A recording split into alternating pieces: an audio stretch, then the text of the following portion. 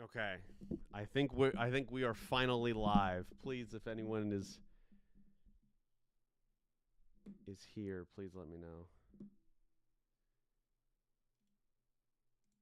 Because I would greatly appreciate that if you could just let me know if we are actually live. I believe we are.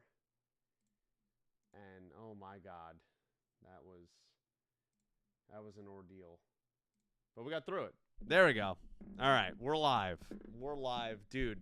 As Dylan has said many times, if I said many times on Dylan streams, Streamlabs sucks. So I missed the first four picks. The Giants pick is in right now, so I do apologize for that. Hello, welcome in. This is First and 10 with your host, Pete, over here on Clueless Gamers. We're reacting here to the 2026 NFL Draft. We are four picks in, and the Giants are about to read their pick. Commissioner Goodell is about to read the pick, so I'll give the whole rest of the spiel after this pick is announced. But, oh, my God, Streamlabs sucks.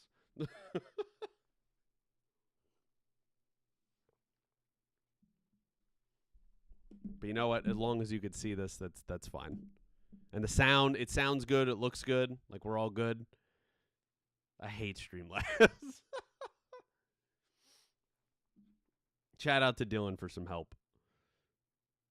I don't even know what I did. Even the thing that he said, I have no idea even how it worked, but it worked. Thank you, Girl Vile. Appreciate you. What's going on, Dak, Space Cowgirl, Janeth, Girl Vile, Mark. Thanks for coming in, guys. I appreciate that. It can't be a Pete Thursday night without a technical difficulty. You're damn right, sir. You're damn right.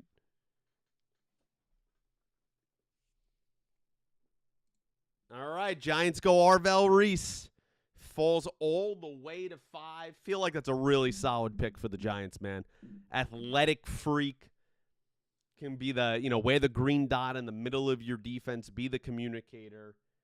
It's a really solid pick. Once upon a time, it looked like he was going to go 2 overall to the Jets, but then all the David Bailey stuff started. They ended up taking him. We knew Mendoza was going to the Raiders, but the 2 shocks before I went live here, we heard some rumors about running back Jeremiah Love going to the Cardinals. There were some meetings there. They actually take him at number 3. That's pretty shocking. Even more shocking, the Titans, with a defensive background there with Robert Saleh, the new head coach, in his second gig as a head coach in the league, taking Carnell Tate 4th overall to Tennessee. So those have been the 2 big shocks. Reese falling to 5 kind of felt like a no-brainer for the Giants, even though they've heavily invested in that front 7. Hey, man, you add a guy here that could really help on the line, can be a communicator, can kind of be a front-level guy that, can establish your defense. I know they've put draft picks into Kayvon Thibodeau and others, but you have to still like the pick in the value of where he falls. You could have maybe argued you could go with Sonny Styles here. You could have gone to Caleb Downs here. But I like this pick, Arvell Reese to the Giants, as we're playing catch-up. Elaine, what's going on? How are you? Dill, appreciate you, man. I know you're not staying long. Enjoy your time at your in-laws. Thanks for stopping by. Thanks for the texts. Appreciate it, man. And hey, go Jets, man. Jets, Jets, baby. It's a good pick. I think David Bailey's a really good pick. So, yeah. So, we're going to be playing a lot of catch-up during the commercial breaks here, obviously, because this was not the start that I envisioned or wanted, but it is a fitting start, as Janeth, as Dark Emperor said, because it's what happens. I don't know where Delayed is. I don't know if he's watching on his own, or he doesn't know I'm streaming, or he doesn't want to watch the stream. Whatever it is, that's totally fine. I posted it in the self-promo. I've been saying it for a few weeks on the Digimon, and I think even the After Dark podcast I've mentioned. I've even mentioned it when a couple people asked on Dill streams that I wasn't on. But it's fine. I mean, it's gonna post to the channel, assuming that there's not another technological issue. And whoever comes in, I greatly appreciate whoever hangs out here tonight. I don't expect a ton of viewers. I mean, this is the second time ever I'm streaming on my channel. The first time was the 2023 NFL Draft. And then the last 2 years have been on Dylan's Twitch channel, which then was called Super D-Prod. So 4th year in a row of some kind of broadcast of the first round of the NFL Draft. And yeah, there's always a technical difficulty or a marriage proposal a couple years ago when Dylan asked Vree. That happened during the draft. I always remember that because I got the call to walk away, and Michael Penix in that shock pick with the Falcons at number 8 happened. That was the only pick that I missed. I mean, it was well worth it that I missed it for that call.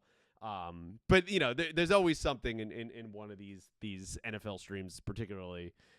Never mind just the Thursday night streams overall. But, look, it's working. It sounds good, apparently, for you guys. I appreciate that. And, yeah, and whoever donates their time for as little as you're here, I appreciate it. So, yeah. So, to catch up, Mendoza pick, slam dunk, right? Nobody's surprised there. We could talk about the ins and outs of what you think of the prospect of Mendoza. Nothing shocking there. I think they talked about it on the broadcast. Of course, I can't show anything, audio or video, because of copyright. I mean, they would immediately, the bots would shut us down. But I believe I had the first overall all-time picks. I pulled up this little thing. You don't need me. You don't need to see me. You just need to see here. And the thing I want to focus on, right, is this is all of the picks in the first overall and the school that they went to, from the NFL draft all the way back to 1936, all the way until last year when Cam Ward was taken. If you focus your eyes right here, 1938, that was the last time a first overall pick went to the University of Indiana, which is where, of course, Fernando Mendoza was just drafted. The Chiefs have just made a trade. They're jumped into the 6th spot. You would think this is probably pass rusher, that they jumped in here with the Browns. They moved from 9 to 6. So you would think that this has to be a pass rusher. So I'll finish that in just a second. But the Chiefs moving up. I'm interested to see what they gave up. Number 6. Here we go. Who are the Chiefs taking?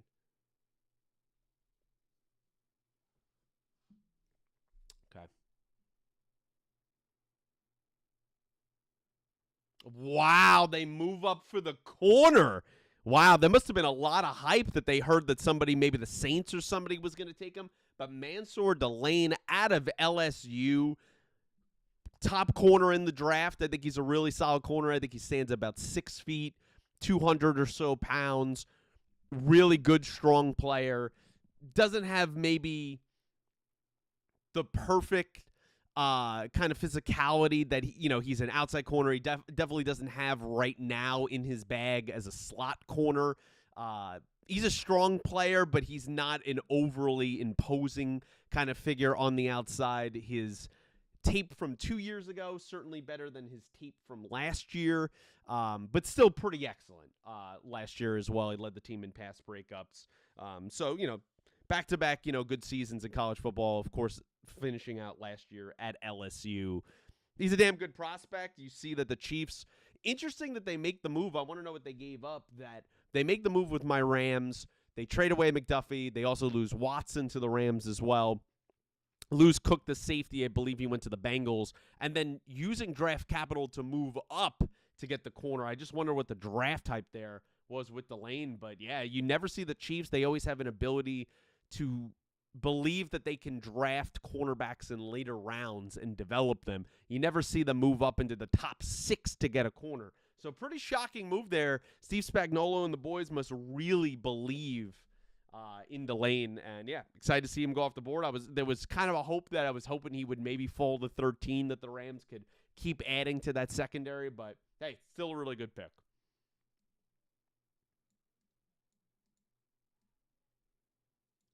I want to flip around some of my setup now that all of our stuff, thankfully, is working. So we're just going to move screens here to make this a lot cleaner for my life. Wow, I'm shocked at that Chiefs move. Man, there's been some shocks. I know this draft has been pegged right. I'm sure if you follow this, you've seen them talk about this NFL draft as, it's not really that talented, right? It's kind of a weaker draft. Everybody's looking forward to the 2027 draft, but there's still talented players here. Even if there's not these so-called blue chip players, there's a lot of solid starters here, particularly in the top 16 picks here that you can have in the draft. And as always, look, the draft is a crapshoot, right? There's guys that poke up in the 5th round, the 7th round. You never know what's going to happen, but an aggressive move from the Chiefs, man.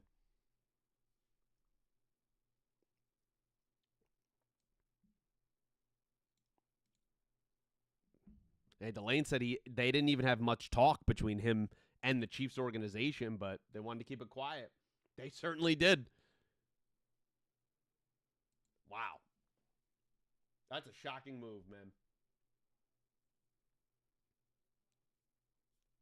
He called Stacey Dale sir instead of ma'am, and they corrected himself. That was funny. That was funny stuff. Wow. All right. So right now you would figure at number, we're sitting at 7. We know Washington just picked. New Orleans is already on the clock. Who could the Commanders be going with? I mean, there's still all the tackles on the board. They could get Caleb Downs that he's drafted. Sonny Styles is falling right to them if they want to go in that direction. Normally their move would be to go Ohio State wide receiver, right? That's what always the Saints would always do at 8. They're not going to be able to do that. There was some rumors could Love go here with the Commanders. Well, that's off the board now. He's gone to the Cardinals. I feel like you got to go best defensive player, right? This Commanders defense was bad last year. This could very well be Sonny Styles right here.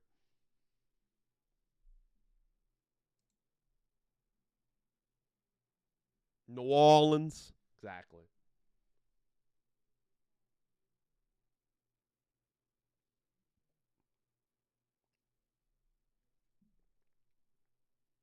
That's very cool. Yeah, I was saying after this pick comes in, just can't believe since 1938 was the last time in Indiana for a player from Indiana University was taken first overall. That player was a fullback. A fullback. So it shows how much time has changed now of who really gets selected first overall in these things.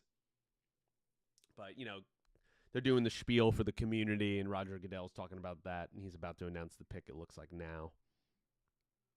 Here we go. Let's see who the Commanders got at number 7 overall. Sonny Styles, there it is. Yeah, that's what I figured, right? He's fallen this far. He's a player that you could immediately plug into your second level of defense. An excellent player. Maybe plays a little bit high given his size, but an athletic freak, runs the 40, insane vertical, insane body type if you see this guy, if you saw him at the Combine or his pro day. He's an incredible player. He's kind of moved around, has a really interesting story. Of course, his father played in the league for my Rams, was part of the 99-2000 Super Bowl team. He's moved in from safety. He then slid into the linebacker spot. He's worn that green dot, which means you have the communications in your helmet. You're getting the direct information from the defensive coordinator, which in Ohio State was former NFL head coach Matt Patricia. He's a great player, man. Do you question some of these players that you can consider they're new to the position? Could you consider them a tweener? I would not consider him a tweener. I'd say he's an inside linebacker, and I think this Washington defense, it not only needed to get better, it needed to get faster sideline to sideline. You can't get better as a sideline guy in this draft than Sonny Styles, whose first name actually is Alexander, goes by Sonny because his father Lorenzo has another son also in football. He was already calling him son. So then he just called his second son Sonny. He had to have a little bit of a different variation to why he was calling that. It stuck, and then everybody calls him, even on the official graphic here, Sonny Styles, even though his actual name is Alexander. So I think it's a solid pick for Washington, man. Excellent player, and puts New Orleans on the clock. Down still floating out there.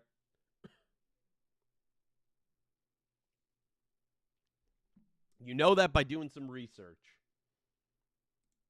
I owe all research to guys from the NFL.com, The Athletic, YouTube, all these amazing guys that break down film and cover it and have actually the access to these players, do biographies on them and such. Of course, it's not, unfortunately, it's not my professional career, even though I wish it was. So you just read a lot, you watch a lot, and you hope to retain as much knowledge. Of course, I have my notes here on the side as well to keep referencing if you see that. As well. So, yeah, you just try to get some good, kind of info on these guys. Make it an interesting stream. That's the idea. Hey, Pete, What do you think of the Giants trade with the Bengals? I like it more for the Giants than the Bengals. I think with the Bengals, I understand you're desperate on defense, right? You bring in Dexter Lawrence, a defensive tackle, but you're going to have to pay him. He's coming off his worst year of his career. He was an unhappy player to request a trade to get out of there. And to give up the 10th overall pick, even if you regard this draft as not strong, I just don't think it was a great move from the Bengals. I'd love it way more for the Giants. I know some Giants fans were unhappy about it, but you have significant investment on the defensive line. They just reinvested in that defensive line, taking Arvell Reese. He falls all the way to 5 when some people had him projected at 2. I think it's a solid trade for the Giants. I really do.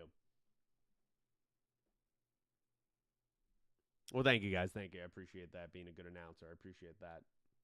We're trying here. We're trying out here. Randall, what's going on, man? Chiefs guy, man. How you feeling? Taking the lane at 6, moving up. How you feeling about that? Yeah, well, we'll see Nick Wright tomorrow. I mean, he said anything but offensive lineman he'd be fine with. He said he would lose his mind if it was an offensive lineman. So I'm assuming by that logic he'll be fine with it, but I guess we'll see. How are you feeling about it, man? Would Pittsburgh be a Super Bowl contender this year? No shot. No, unfortunately not, Mark. They're still playing the game here with Aaron Rodgers. He still hasn't declared that he's coming back. We all imagine he's coming back. It was, mid-June or so last year when he finally reported and said he was coming back. But the ceiling you have on him, a very old team, a very old and expensive defense. I know you guys bring in Michael Pittman. You'll be a little bit better maybe, but you're going to be anywhere from that 8 to 10 range. Of course, changing of coaches there with Mike McCarthy now, long time, kind of stalwart there that was there. And Mike Tomlin is out in their mutual parting ways, which was basically a firing, but, it was a better PR way of wording it. I don't think they have a shot next year. They got to get a quarterback. They got to get a young quarterback and someone that actually hits, right? They need to do the Ben Roethlisberger all over again. And as long as they keep picking 20 or above, the chances of getting that player are very low compared to picking in the top 10.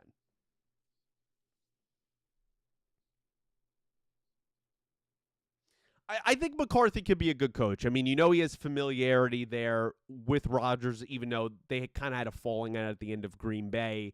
You assume that's water under the bridge now. I think there's a shot there that they can have a little bit of a lightning in a bottle. But, we're talking about a 42, going to be 43-year-old quarterback. I think his birthday's in December, if I remember correctly. Just how much of a ceiling do you really have with a guy like that? It's tough, man. Not everyone, no one is Tom Brady. So I'm good with it. Sounds like he's a good, smart kid. I heard Cole over at How About Those Chiefs say we're making comparisons to McDuffie, so that's a positive. Yeah, I wouldn't say straight up. I feel like McDuffie is a way better slot player than Delane is. Delane's more of an outside corner, but I could see some similarities there. I could for sure can. I mean, look, he's got good fluidity in the hips. He's always around the ball. He's great in pass breakups. I think he had 11 this past season. He's a really good player, man. And I'm just surprised that the Chiefs at 9, a top 10 pick, there had to be some rumblings that someone was going to jump them or take the lead. Maybe it was Washington. Maybe it was New Orleans. But I am surprised that they made a move to go up for secondary. They needed it. I mean, there's no question there. They needed it. But they usually are a team that's, 5th-round pick. We could turn that guy into a Pro Bowler. And they've been very successful at that. So, just shocking. But still a really good pick. Joe, what's going on, my man? How are you, dude? Of course, follow Joe's YouTube channel. Always covering those theme parks all around the country.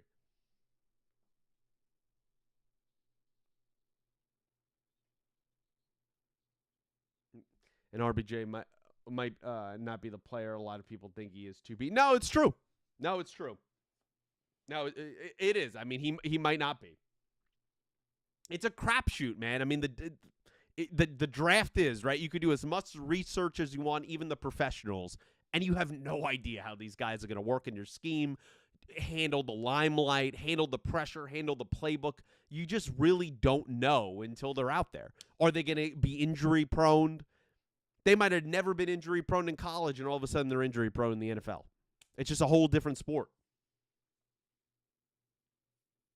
Yeah, Joe, I think you guys got to go defense on both picks, you would imagine, for Dallas. But, yeah, I'm glad you're enjoying it. Glad you're stopping by, man. I appreciate it.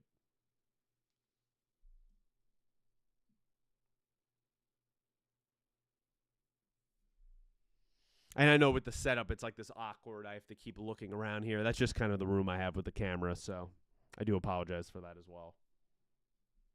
Every round, honestly. No, I get that. All right, the Saints made the pick. They're up. Cleveland's on the clock. OKC is probably going to be a dynasty, yes.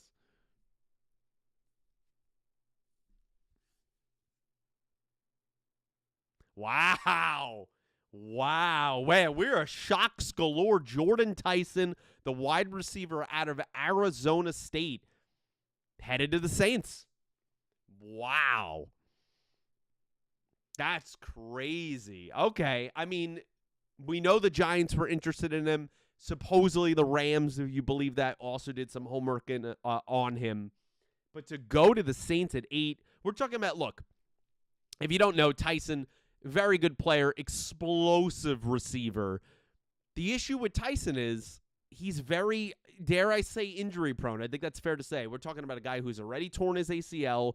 He's had a collarbone issue. He's had a hamstring issue. So when you have all these different things of your lateral movement with your knee, obviously extremely important to a football player, never mind a wide receiver. You're talking about a soft tissue, issue with a hamstring that's very tricky. And then you add in a collarbone. Like, these are 3 very different, distinctive injuries.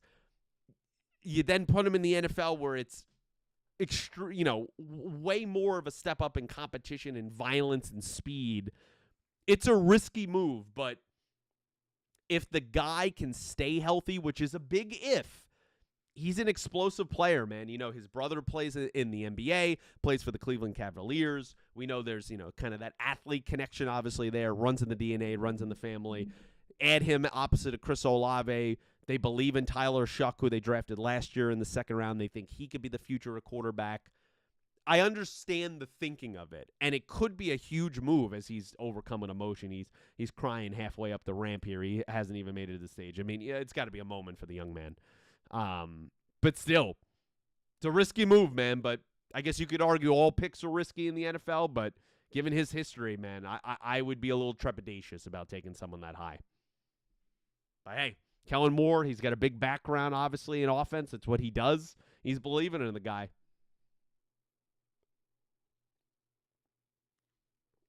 Yeah. Wow, there's been some shocks here in the top 10.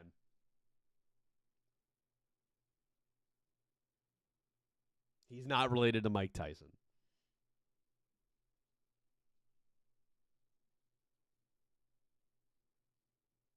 The Steelers still have Mason Rudolph. They also have Will Howard, I think you guys took in the 6th round last year out of Ohio State, won that national championship a couple of years ago. Oh, that's cool. He's watching his brother because the Cavs are playing their playoff game right now. He was watching him back in the green room. That's really cool. You'll love to see some brotherhood. Anyway, so I had another graphic I wanted to pick out. I know we're a little bit late into this because of the Streamlabs stuff, but these are the teams with first-round picks. So if I could, move out of the way for you or so, I'll put it over here. If you could see here on the screen or over here on the screen, right? This way, that way, this way. Yeah, there we go. The Jets, of course, we know they used their number 2 pick. The Chiefs moved up to 6. I still don't know what they gave up, and now we know the Giants picked Arvell Reese at 5. They still have the 10 pick. The Dolphins have 2 picks. The Cowboys have 2 picks. And then the Browns, they traded out with the Chiefs. So that's how it looked going in to the NFL draft, and that's where we're sitting right now. But Cleveland about to be on the clock here, or they already are on the clock.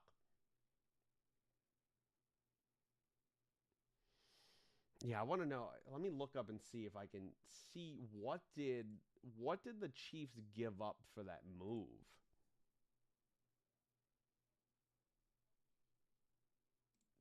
That's what I want to find out. What did they give up?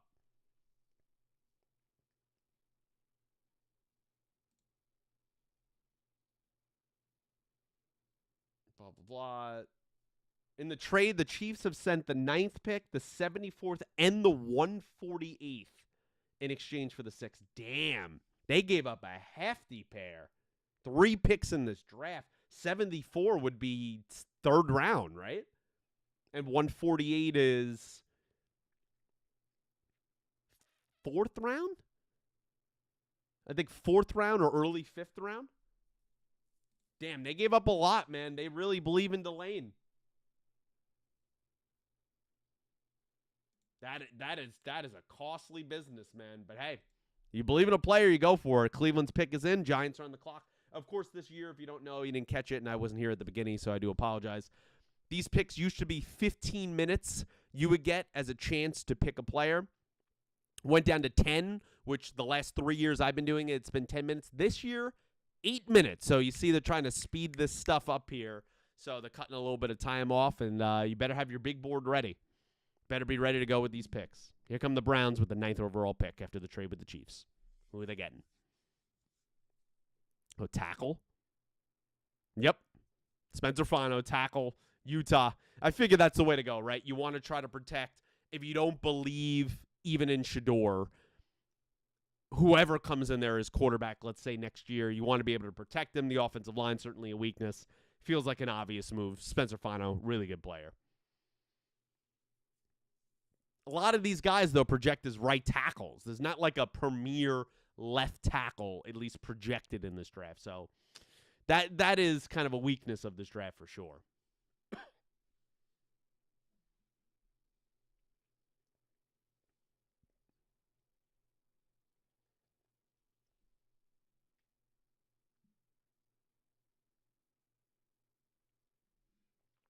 Third and a fifth, man, is crazy, Joe. A third and a fifth just to move up. I mean, it's not the most insane thing, but still, that's a high third. They really, to move up 3 spots where they had to hear somebody was coming up to look for Delane. So, of course, right now the Giants are on the clock. Their pick's in now. Miami's on the clock. Giants' second pick tonight, of course, took Arvell Reese out of Ohio State with their first pick, 5th overall.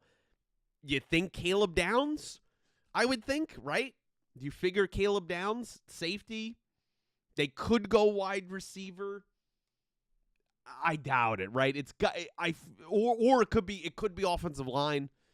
Could go tackle. Could take Francis Mauigoa is still there from Miami. I gotta think Caleb Downs.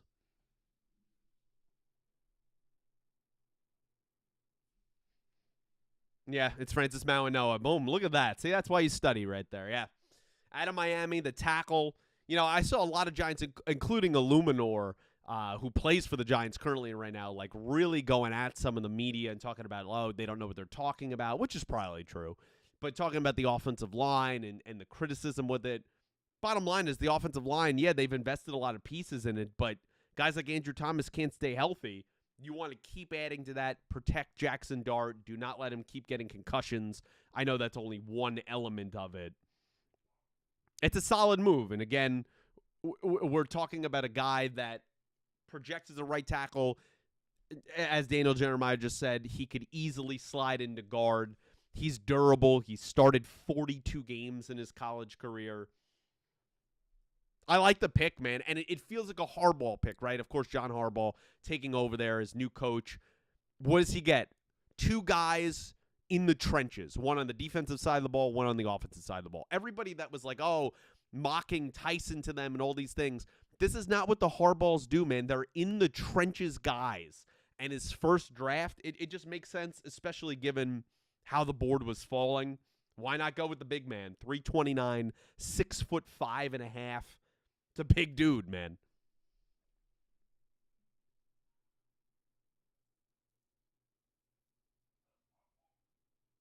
Grovile, I think the Lions are going to go with Proctor at offensive tackle. That feels like a them kind of pick, right? Guy's like 350-something pounds, an absolute mauler. If he's still there at, 17, I think you guys pick at, I feel like that's a Dan Campbell pick. Like, I feel like that's where they're going. Wow, so Dallas trades up one spot. So they jump from 12 to 11. Them and Miami flip-flop. Again, has to be, they had to hear somebody over them was going to potentially pick. And they jump up one spot. So we had a move of 3 spots, a move of 1 spot. And Dallas on the clock right now.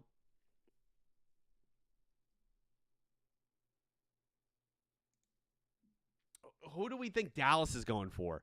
You think they're going to go O-line? I mean, look, forever all the things you want to say about Dallas, they're excellent drafters, man. It feels like it's got to be defense, right? This has to be Caleb Downs, right? Like he has fallen to the Cowboys. They desperately need help in the secondary.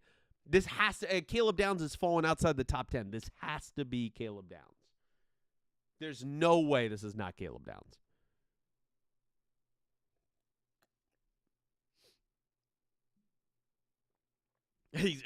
Francis is cursing out here on live TV.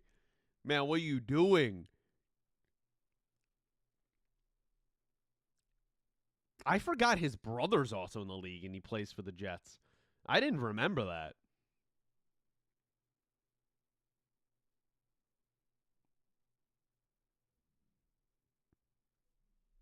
By the time the Jets pick again, we got to get delayed in here, man. We got to get this guy in here. I don't think Jerry's going to botch it. All right, so the Cowboys, they move up one spot and they give up 2 fifth-round picks to the Dolphins. All right, so the Dolphins, look, they're rebuilding. They're getting as many picks as possible. Honestly, they have to think someone was going to draft them. They're super excited, man. It's got to be Downs. Which, if it's Downs, man, what a great pick for Dallas. I know, I should call him. Be like, get the hell in. I'm not going to bother him. He's probably just relaxing. I want to make sure I got everybody's stuff in here.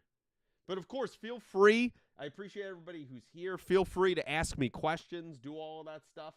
Yeah, we get the commercial break. I also had this as well. It doesn't mean as much anymore. But coming into the draft, this is where we were set up with draft picks by team. Of course, this has changed a little bit since we've had several trades. 3 trades, 2 trades already so far. But, you see way down here the Seahawks and the Chargers, the Falcons, all with low picks. Steelers, Mark, holding the most picks in the draft. Hopefully they put that to good use. So, just some little stuff to see. Am I single? No.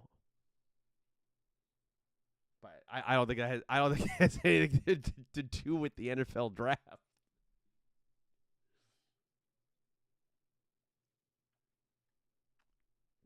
That's crazy, bro.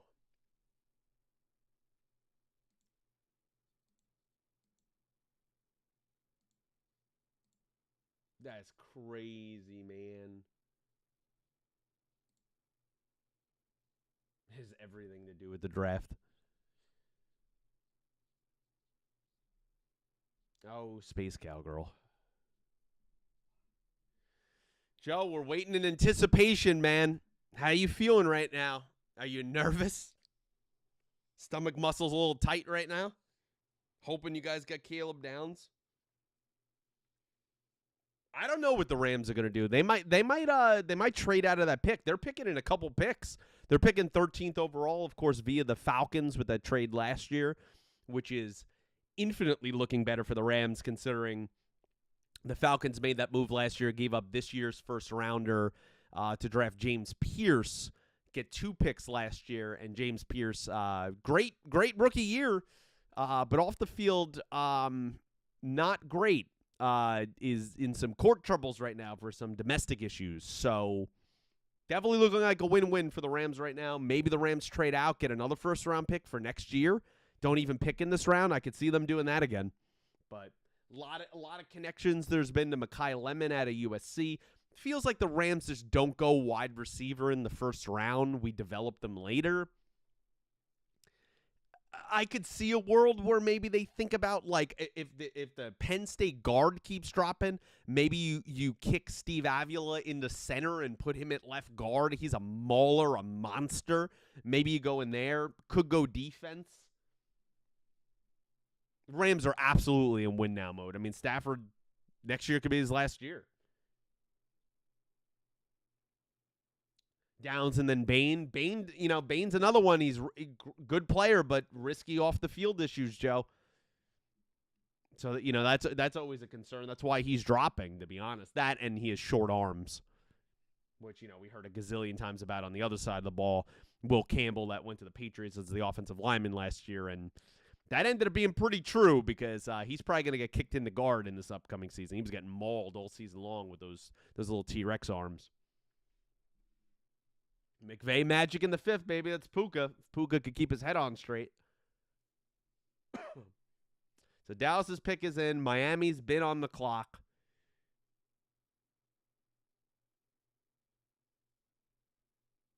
All right, here we go, Joe. You're ahead of me, so I'm not looking at the chat, Joe. It's got to be Caleb Downs.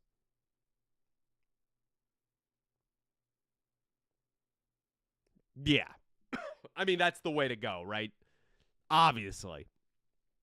I don't know why there was so much pushback on this player where he was so highly regarded, and then all of a sudden people are like, I don't know, man, this guy could drop into the late teens. And I'm like, were we watching the same games with Ohio State the last couple years? Like, this guy's been the best player on the field. And we see all these top picks of Ohio State, whether they've already been drafted or they're going to be drafted. He's a really good player. He's an excellent player. Free roaming safety. Dallas is definitely – they draft well, man. It's a good pick. It's all right, Joe. I turn away from the chat, so don't worry about it.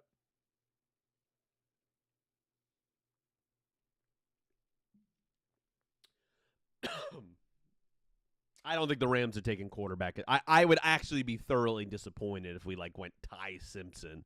I think that'd be a waste of a pick. As you said, their win now. Everything has to go to winning this season, not winning in the future.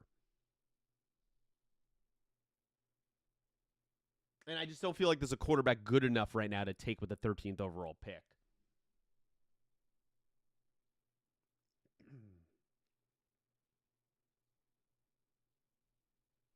All right, so you figure the Dolphins, they move back. Yes, they could take best player. Do they go defense? Could they bring in a local kid in Ruben Bain? He went to the University of Miami. Maybe he goes there, stays in the state of Florida. I could see that happening. Could see Mekhi Lemon getting picked here after they traded with Waddle as well. What music is this that they're playing right now? I have no idea what this is. But it's like a really slow, emotional ballad. Okay. Two-time All-American Caleb Downs, man. It's a hell of a pick.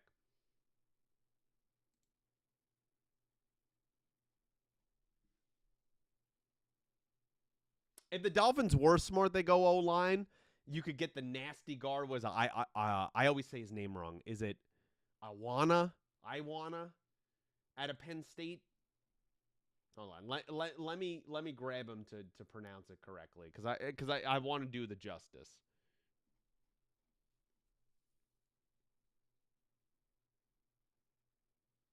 Let me get it correct because I got to look up the pronunciation.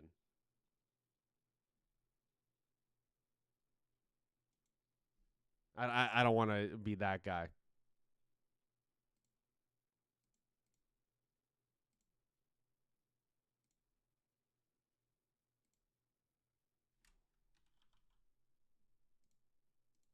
Talking to Jerry.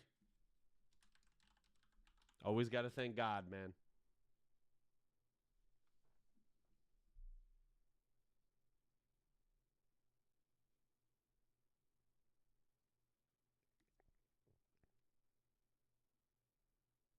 Be committed to the team, man.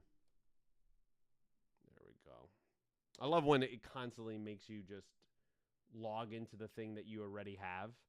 Like I'm already paying for this. Why are you trying to get me to upgrade it more?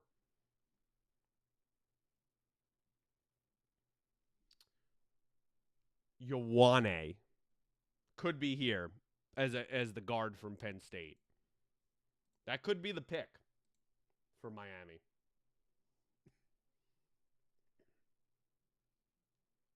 I got a good one for you. What baseball football player from the Mets Rams would be the best to play for each team if they had to take one from the other and put them on their teams? Oh, good question. Who would be a good Ram to go to baseball?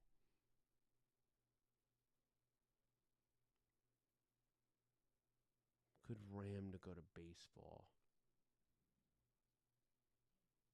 I mean, Stafford played baseball in high school. I mean, maybe if he could recall up some of that stuff, that could be interesting. Baseball to football is way harder. You need like a big body guy. Well, hold on. We'll see the Dolphins pick.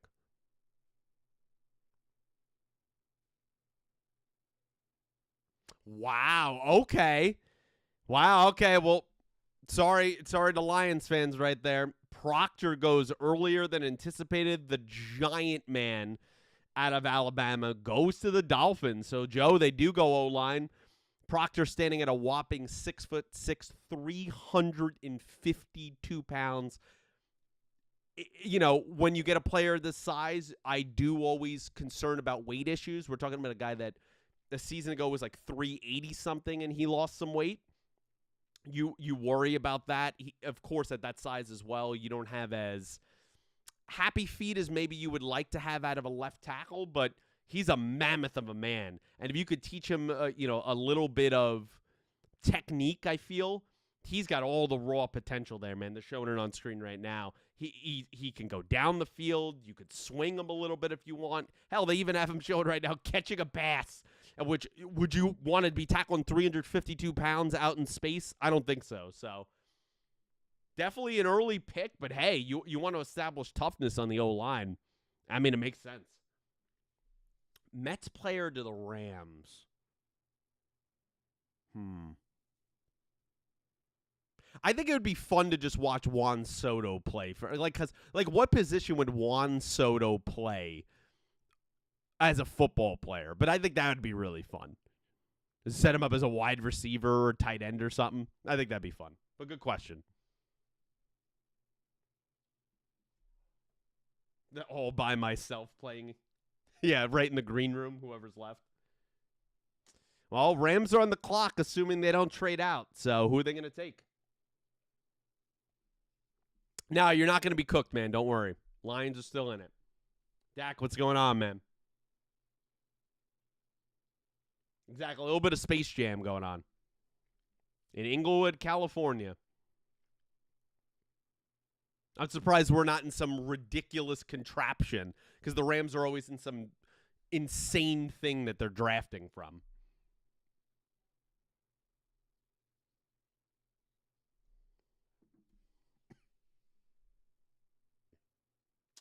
No, just really Styles. He's really the only linebacker that's gone.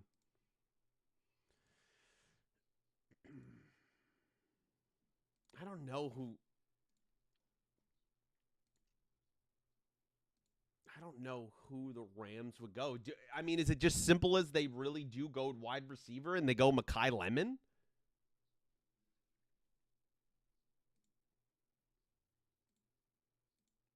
Yeah, I don't know, man.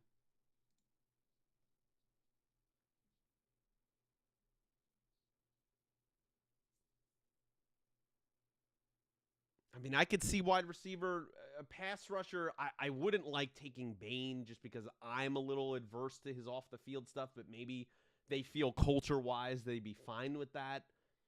Do they add again and take a? I don't think they're going to take a role on McCoy, the corner out of Tennessee. There's been some rumors about Kenyon Sadiq, the tight end out of Oregon. I would not like that pick. I mean, we have 4 freaking tight ends. So, how many do we need? Yeah, it's going to be interesting. I'm excited, man. It's my team here. And, we don't usually pick this high. And when, 2022, when we had that bad year, we didn't have our first overall pick for the next draft. So this is a weird feeling. Especially if we pick 2 out of the last 3 years, we've taken a first-round pick. Just doesn't happen in the McVay Les Snead era.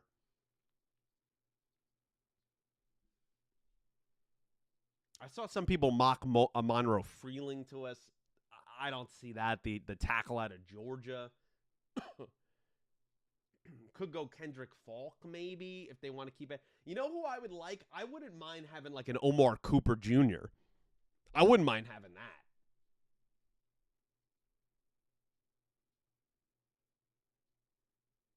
Oh, God, I hope it's not Ty Simpson, dude. I'll end the stream, dude. Please.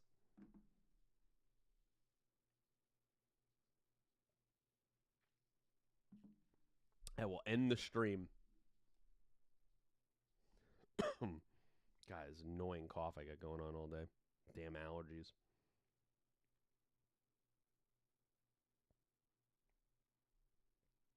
Damn those allergies. The whole group chat of the boys were talking about. All right, so the Rams did stick and pick. They did stick and pick. But the whole group chat of the boys going crazy with all these moves. And I haven't seen any of them in here. Where are the guys at, huh? No, it's all right. It's fine. I'm just interested to see who the Rams are taking, man. They stuck and pick, man. I did not hear that, Mark. God, I really hope it's not. Ty Simpson would be so silly considering we're a win now team right now.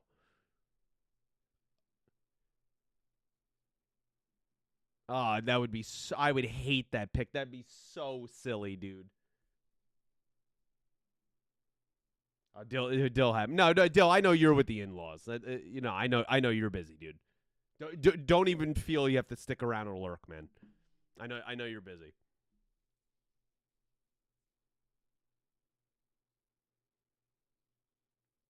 I know, Joe. Now we're gonna wait for another commercial break.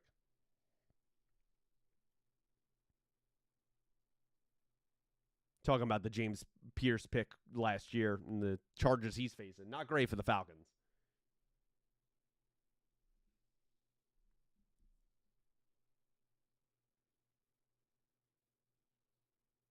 Well, Dak, I appreciate you, buddy.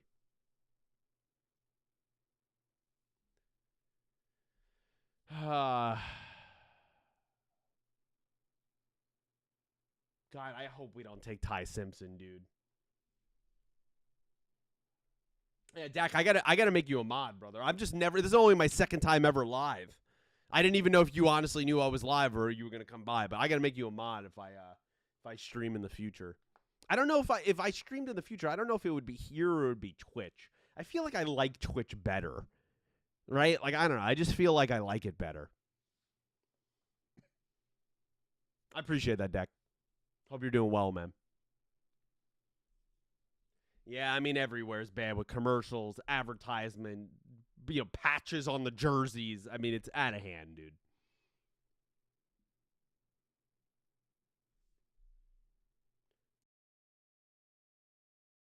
Oh, I just want to get rid of this cough. It's driving me crazy. Yeah, AI ads too. Even better when you get those. Baltimore's on the clock, so they're picking 14. They're on the clock. All right, here we go. Ladies and gentlemen, I'm not looking at the chat. Rams have selected. Here comes Goodell. Probably the only pick of the night the Rams are going to have unless they trade back in. God, please do not be Ty Simpson, dude. Please do not be Ty Simpson. Oh, I'm so nervous.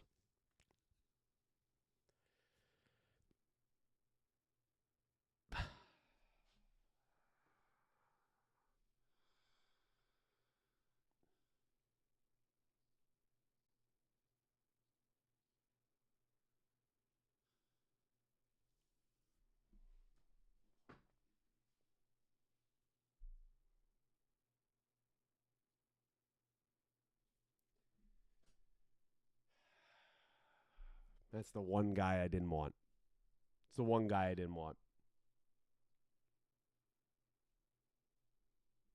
Well, that's getting clipped for a YouTube short. That's getting clipped. Oh my God.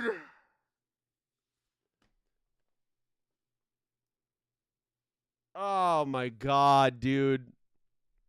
Yeah, I look, I want to eat these words so hard, and I hope 3 years from now when Ty Simpson's the quarterback, he's excellent. I did not like him in college. I did not like a lot of his tape. He had some moments, of course, I think of the Georgia game, but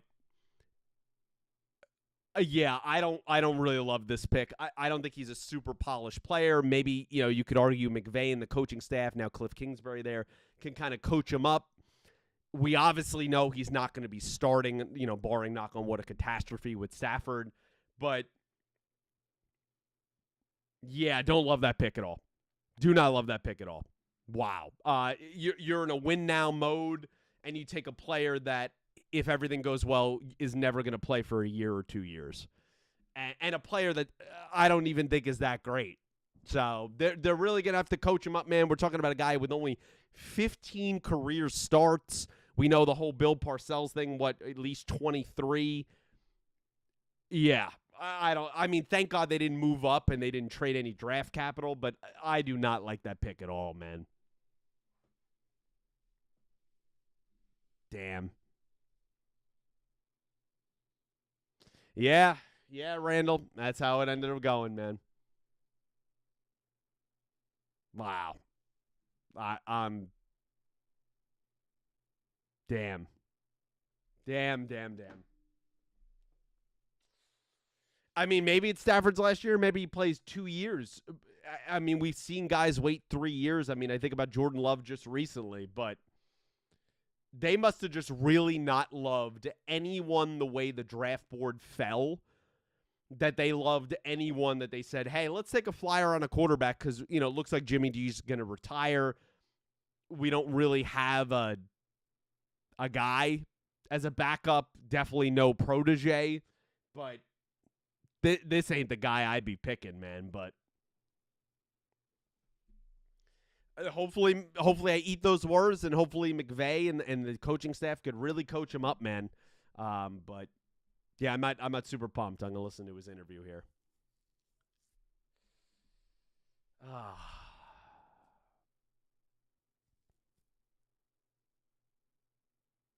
Always give glory to God.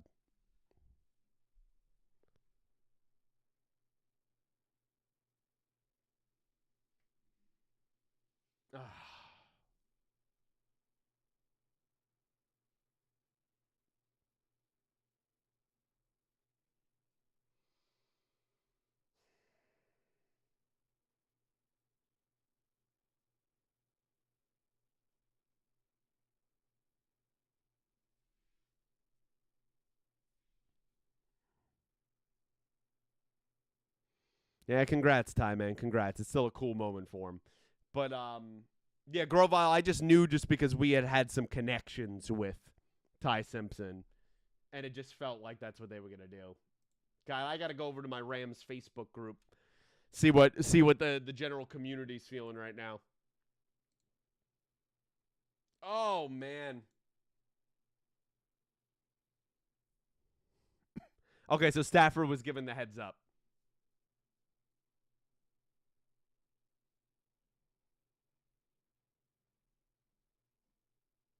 Okay, good. At least Matt is heard.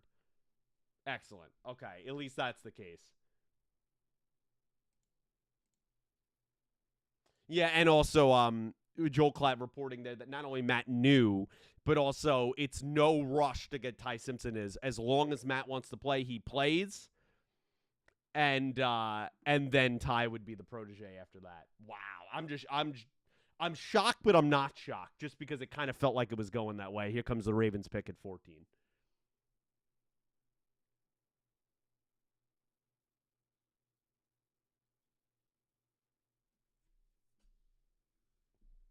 All right, here come the Ravens. Penn State guard. Yep. Yep. It's exactly who they picked, man. I'm doing pretty good in picks tonight and knowing who's going where. Yeah, I mean, it feels like a Ravens guy. I wish he went to the Rams, but I guess we don't need him, you could argue. But feels like a Ravens pick. Excellent player. Probably my favorite player in the draft that at least I've looked at. Gives me vibes of a quit. I know I saw some people actually compare him to Steve Avila, the plays for the Rams. Brandon Sheriff, they're actually comparing him on the broadcast. Gives me a little bit of Quentin Nelson vibes. They got taken all those years ago with the Colts at number 6 overall. 320, 6'4". He's a mauler, man, in the run game and the pass game. You like his feet to be a little bit better, but how much can you expect out of a guard? He's a strong guy, great leader. Everything people say about him, he's an excellent teammate. It's a great Ravens pick, man, with the new regime going on there under Jesse Minter. Oh man, I can't believe we took Ty Simpson, but I also can.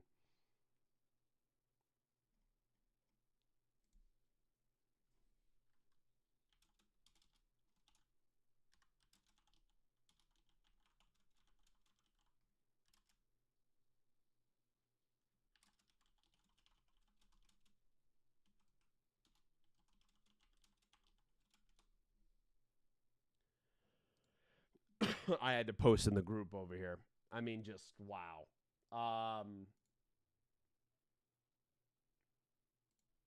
That's something. That's something. Bears coming up soon. Bears coming up soon. They're 25th, I think they're picking. So about another 10 picks away. Right? Are they 25? 25. Look at me. Look at those studying right there. Jets coming up here. So we got Bucks on the clock right now. Their picks in. Jets are technically on the clock. Then the Lions, Vikings, Panthers, and the Cowboys again. That's our lineup here coming up. Yeah, I got to see who the Chiefs are taking again at 29. Now Arch Manning for next year, Dak. You got to arch for Arch Manning next year. Yeah, where's Delayed to cry about how the Jets didn't get Ty Simpson? I can't believe it, man. I can't. Oh my god, dude. Well, I'll definitely be making a YouTube short that I'll probably be posting. Oh, that's crazy, man. Oh man. I promise we'll get back to the regular draft with everybody, but yeah.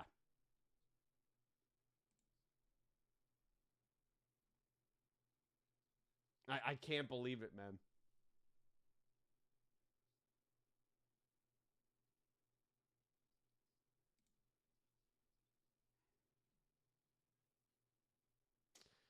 Yeah, yeah. It just feels like we could have really impacted this season and added an impact player. I guess they just didn't feel great with anybody there.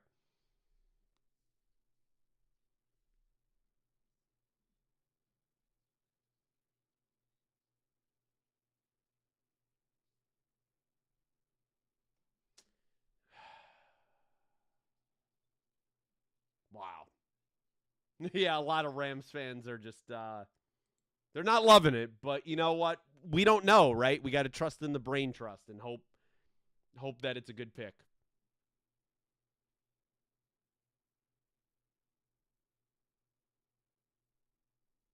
Yeah, Makai Lemon, I guess, was always a smokescreen.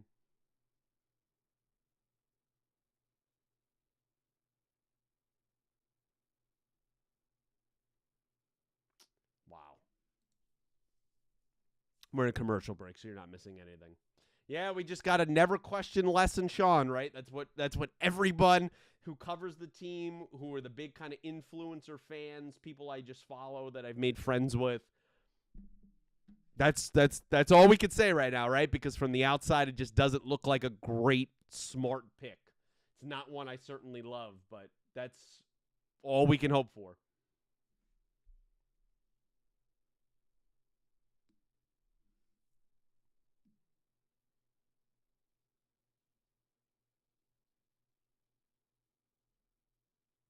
Wow.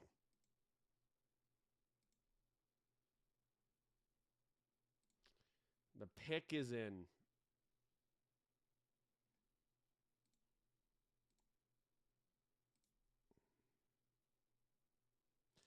Yeah, we just have to like. Now it's time to let them cook.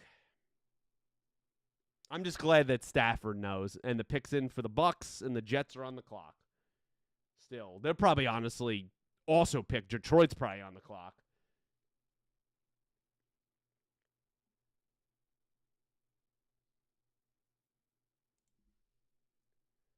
Ah,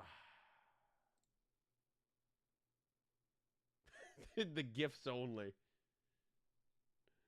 Oh God. Anywho, let's get back to the draft and not have me commiserate in this. Wow. Any thoughts on this Rams' new emphasis on the quotes logo? Yeah, it's a minor change, right? They added a little bit of gradient to the numbers, a little bit of different lining. I really don't care, to be totally honest. It's such an insignificant move. If it makes them feel better, cool. I just think teams are changing their jerseys way too much.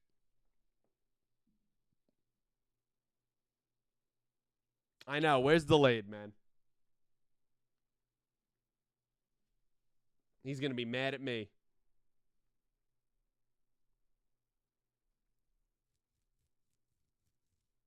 Here come the Bucks. Going defense, Bane.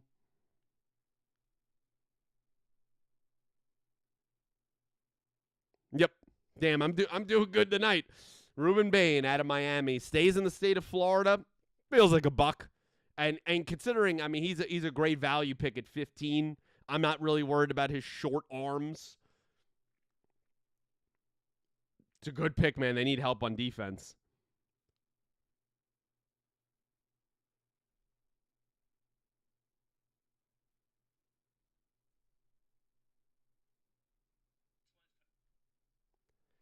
Damn. Got to make that jersey money. Yeah, Pittsburgh coming up. A few picks. Interested to see who the Jets take with their second pick.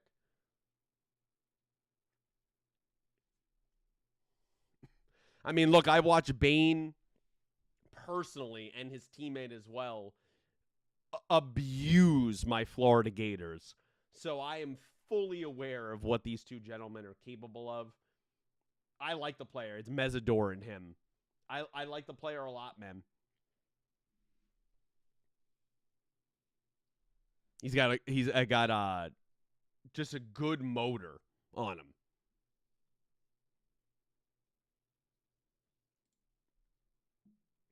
Compare him a little bit to Shaq Barrett. I could see that. He's just a guy that he's just going to be there disrupting plays. He might not be your traditional size that you want, but he's a football player. Yes, are you a little bit concerned about he had a thing in 2024 with a motor vehicle accident, somebody unfortunately passed away. Is there some off-field concerns? Absolutely. But you take a chance as you do on all these players. I'm sure they've done their homework, and he falls to 15 for the Bucks, who are much need of a pass rusher. How could they say no?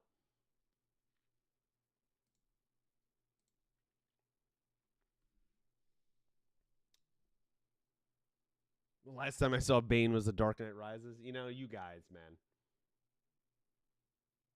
You're funny guys. Funny guys. Yeah, he wasn't going to fall to 20, Joe. I would have been shocked, unless you were really concerned with his off the field. All right, so the Jets at 16, they've already taken Bailey. Right now, where it's lining up, where do you see the Jets going? You figure defense again? Maybe this is where Kenyon Sadiq goes. Could see that. They want to help the offensive side of the ball. Could be Thiemann.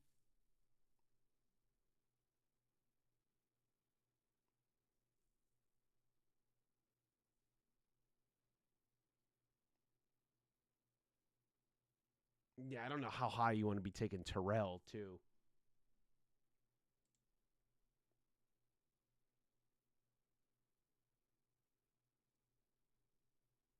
Damn, he's strong with that intention, Bane. I could do anything I set my mind to. The way he said that, the way he looked in Stacey Dale's eyes, I believed him. So the Jets are celebrating. Their 16th pick is in. Detroit's on the clock. Grovile, your pick's on the clock, man.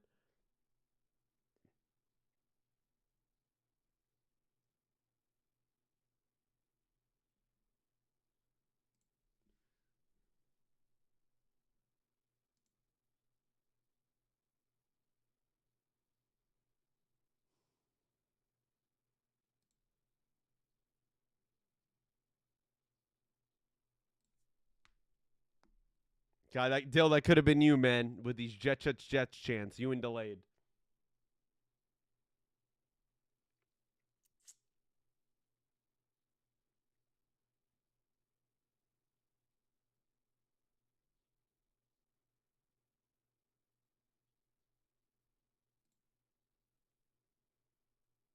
Uh,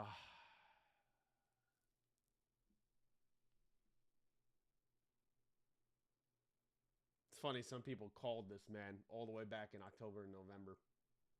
Good on them. All right, Jets. Second pick of the night. Yep.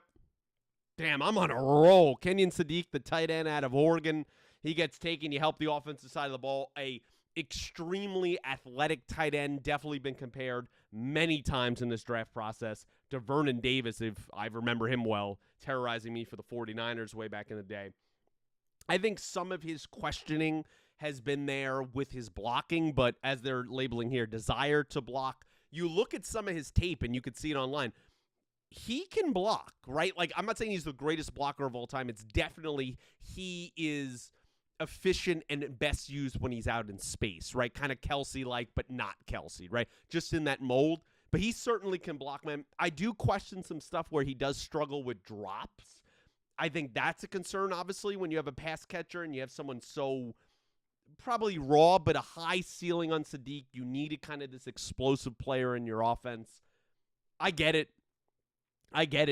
Is it necessarily the move I would have made maybe at 16? Probably not. But I understand it that you're trying to get Geno help for this year and then probably your quarterback help for next year. So makes sense. Send into 6'3", 241. The man runs a 4.39 40. You know how fast that is for a man that carries over 240 pounds? He's an athletic freak.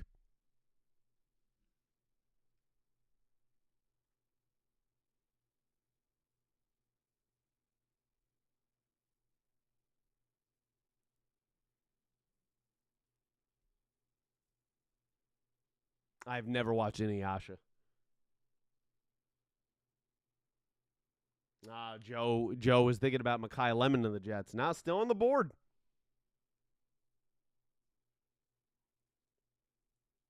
All right, so the Lions at 17. I don't know if Grovile is still here. You figure they're probably thinking offensive line, right? Like that would make the most sense.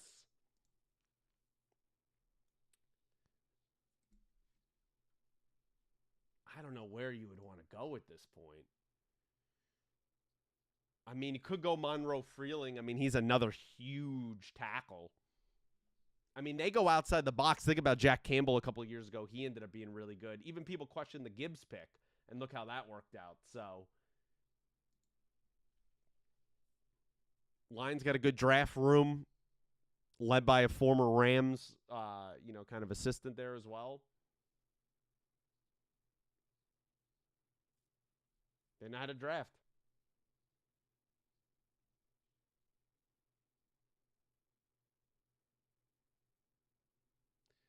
I just can't believe.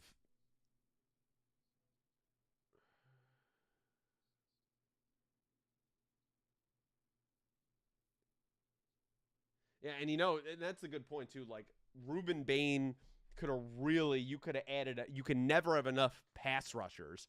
We could have had Ruben Bain added to this defensive line to terrorize. And we drafted a guy that best case scenario doesn't play for 3 years. All right.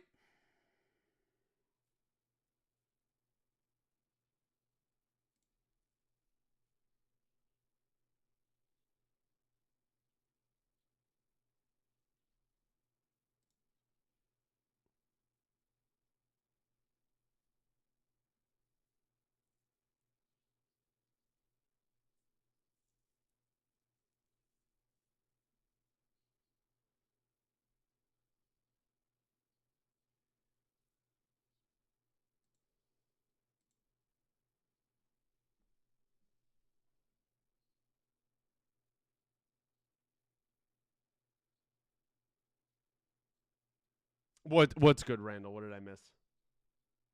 Oh, Inuyasha.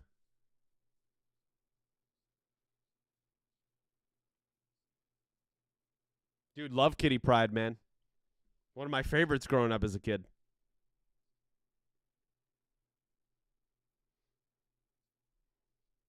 And Brad and Dan we trust, man. Brad Holmes. It's former Ram right there.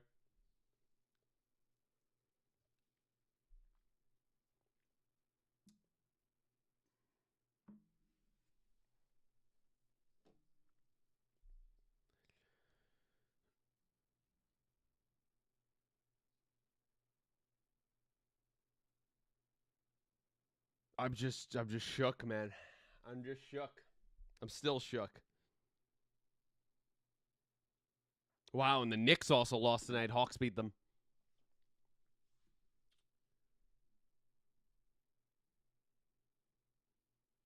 I have no idea even what you guys are talking about. Panther Tribe Girls. I have no idea what's going on there. I have been playing some Liza P, Janeth. I'm barely into the game. I think I've beaten like 2 or 3 bosses. It is so different than Elden Ring. Like just getting used to that style of not really being able to dodge roll. And practicing guarding and all that I'm really bad at and not used to. It's been a nightmare. I don't know. Maybe I doubt it, but maybe I'll mess around and stream some of it tomorrow on Twitch or something or YouTube or something like that. I doubt it, but if I can get it working, I mean, you saw how Streamlabs went tonight, right? So I wouldn't put a lot of faith in that one. Stephen A's probably having a meltdown right now. All right, here we go, Grovile. 17th overall. Here come the Lions. Minnesota on the clock. Hey, Dak, you gotta help. You gotta get me on that, man.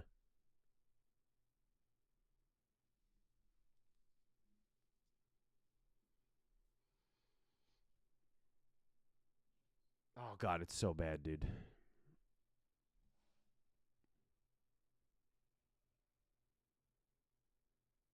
Doing a Make-A-Wish. Damn, this kid is 14. He's freaking tall for 14. Holy God.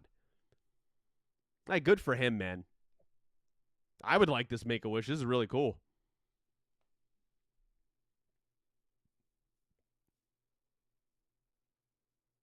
Let's go, Easton.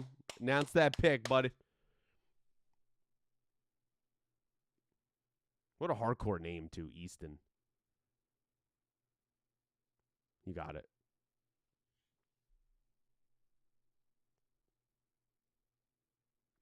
See? The Lions are unconventional, man. Blake Miller kind of projected in that high 20s, early 30s on most draft boards. He goes 17 out of Clemson. Tackle out of Clemson, 6'6", 317. Gets the cam from him at home.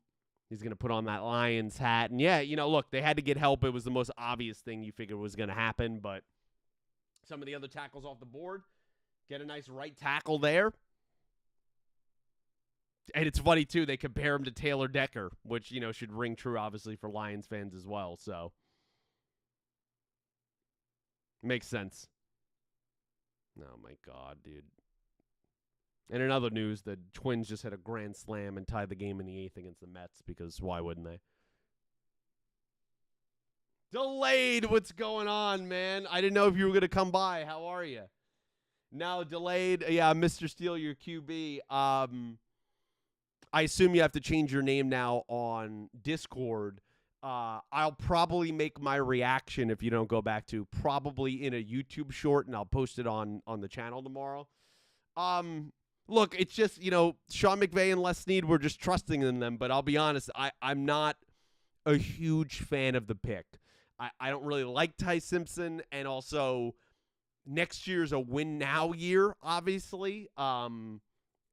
Sitting a guy for 1 to 2 years behind Stafford really just doesn't seem to help with that. So, yeah, I'm not a huge fan of the pick. Sorry I took your dream QB, but honestly, Jets are all building for 2027, man. I like the 2 picks you guys have made. Sadiq, maybe a little bit questionable, but I've seen it coming. Now, here's the question. Vikings picking. Is this going to be Thiemann, the safety out of Oregon, who everyone is mocked to the Vikings? No, it is not. It is Caleb Banks, the defensive tackle out of Gator Nation, baby, going way higher than I think we thought he would. He was projecting like the mid-30s, second-round pick, but Caleb Banks going to Minnesota, defensive tackle. Now you have to be March for Arch. No, I'm never going to get on with these slogans, man.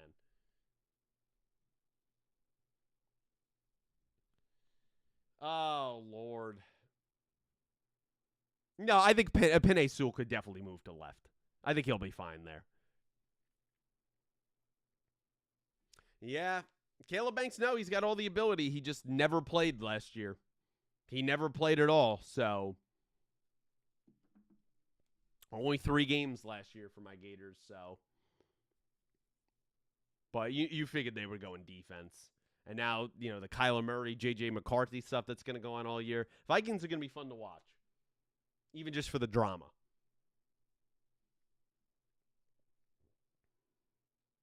No, honestly, it's not that you'll never hear the end of it from me at all, honestly, dude. If he's good, I'll be super happy about it, but I never connected him with you guys because I never thought you guys were ever going to take him. And if you go back and watch or someone says it to you just to say that I'm not just, blowing smoke, I said it as the pick was coming out. I was like, please, anyone but Ty Simpson. I just had a feeling because there had been some smoke around the Rams and Ty Simpson. Yeah, man. Sorry, man, that we took your guy, but you're going to be better off.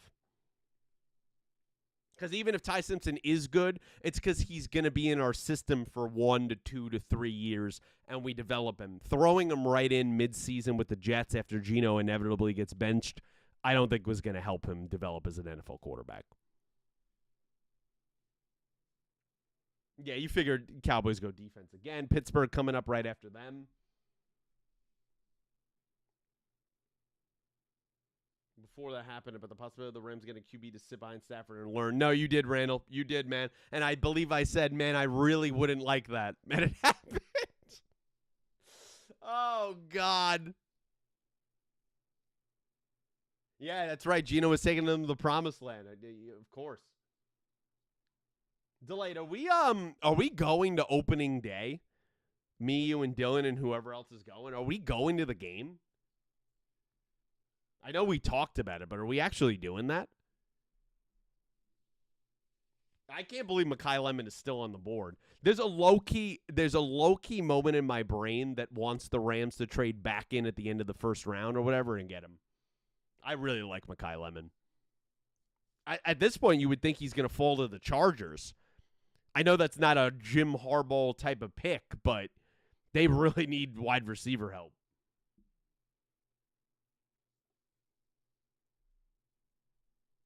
But now I'm 60-40 right now. As soon as the season kicks up, you're going to believe in Geno Smith and you're going to want to go to that game. I mean, Ty Simpson wouldn't even have been starting week 1, man.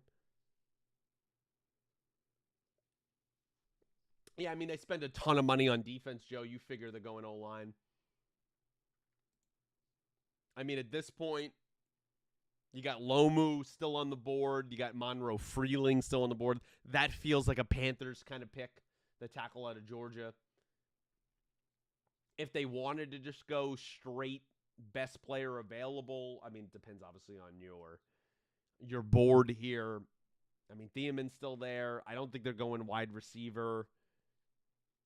They could take a roll on McCoy. I doubt it. If they want to take a little bit of a reach on Mesidor.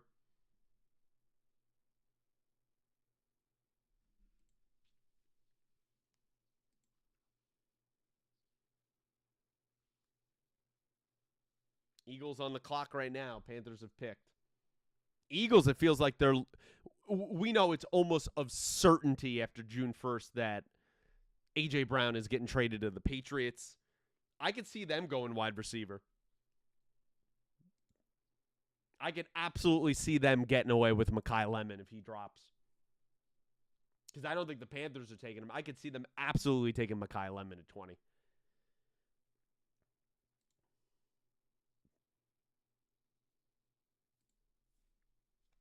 Yeah, they flip-flop. Dallas moved out of 20, and they jumped back to 23, I believe that is.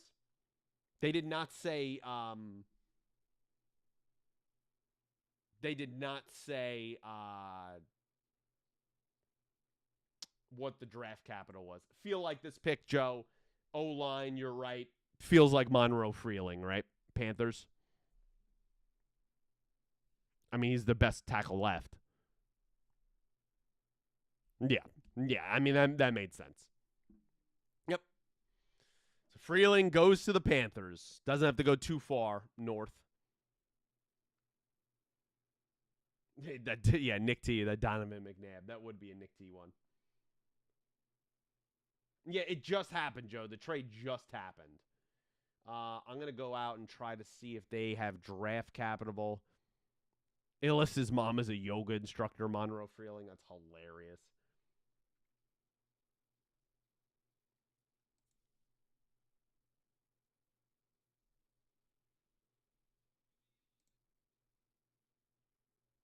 I don't see anything on what the capital was that they gave up yet.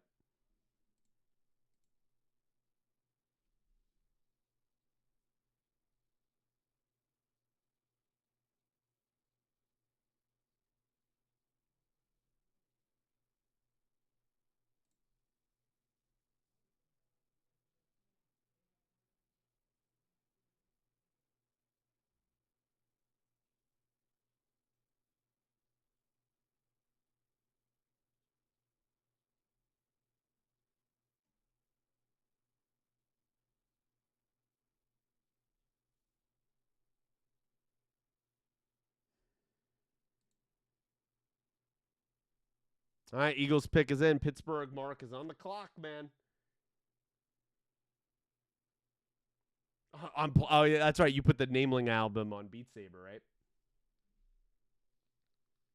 It's got to be Mekhi Lemon, right? Has to be.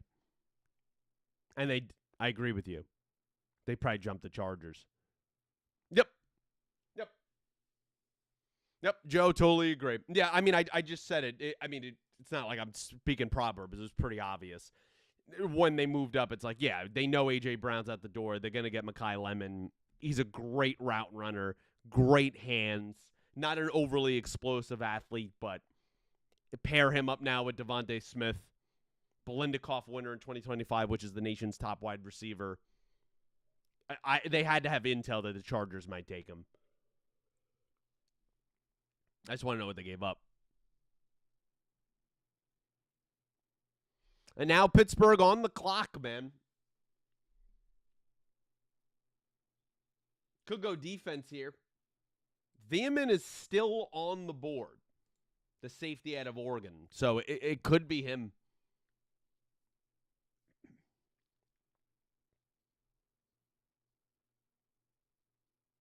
Falk also could be an option. Add another pass rusher for the Steelers. I could see them doing that as well.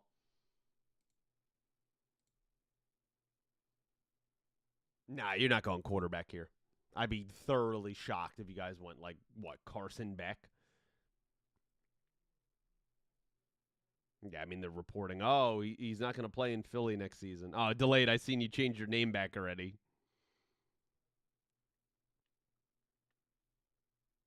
That's hilarious.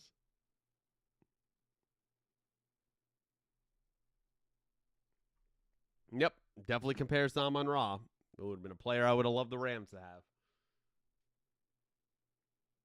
Diego Piava. The simping's over, man. It's time to arch your back, man. But please don't, dude. Please don't do that.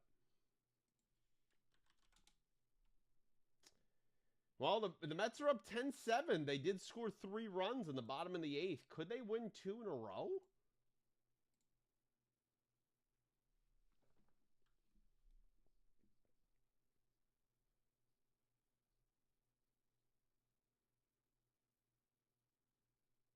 Bo Bichette with a 3-run double. Let's go. Any word on what Dallas got? I'm not seeing a thing on social media, Joe. Nothing. I'm looking, though, dude. I promise you, I'm looking.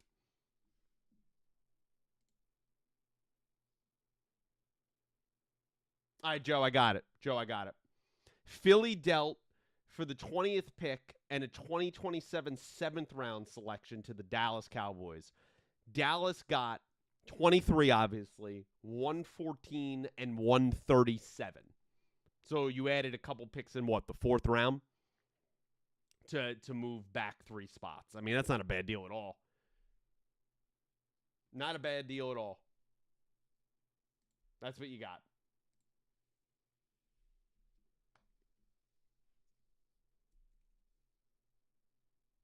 Yeah, now Lindor's on the IL delayed. He got hurt last night. All right. Who are we thinking? Could be Falk. Could absolutely see them taking Falk here out of Auburn. But they're going to interview Mekhi Lemon.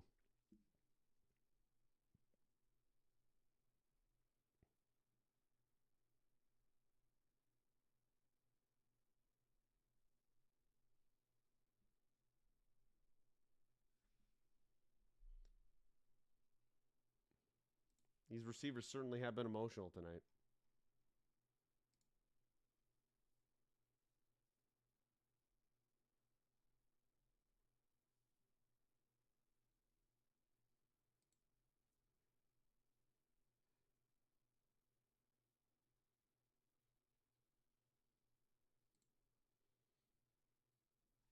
All right, here we go, Mark. Here's your Steelers, man. Of course, we're in Pittsburgh, so we're going to have a tape play before the pick. Little promo package.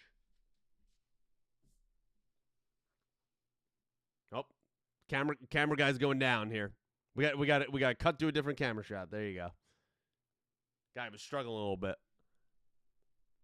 Thunder. Don't want to sing that too loud because it might get copyrighted for the song.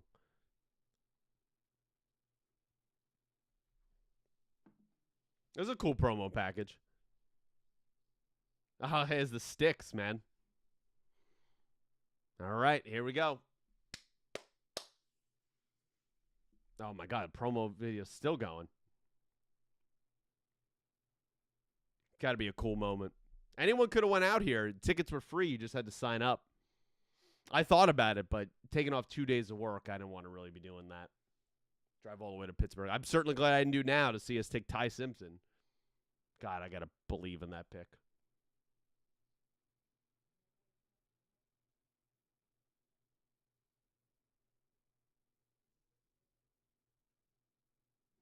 They're all singing.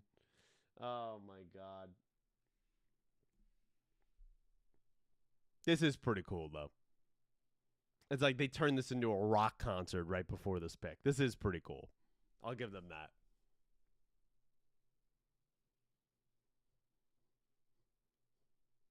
Got all the terrible towels going,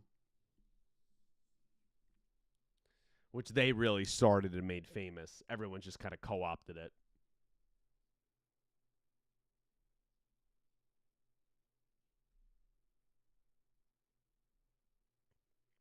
Palomalu. That's how they said it. Who will be the next potential great Steeler?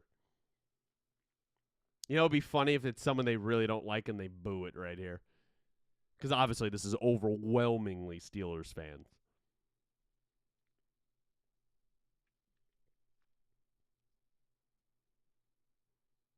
All right, you got your promo package in. It's been like 3 minutes. Let's get the commissioner out here. Coming out with Jerome Bettis and a bunch of other people. I'm assuming youth sports flag football, maybe, I'm imagining. Men and women.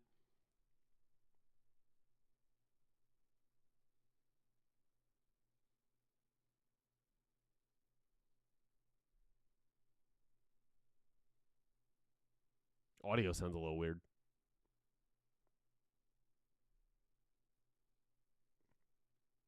Yeah, flag football and tackle players. Leadership awards, high school players. Yeah, it makes sense.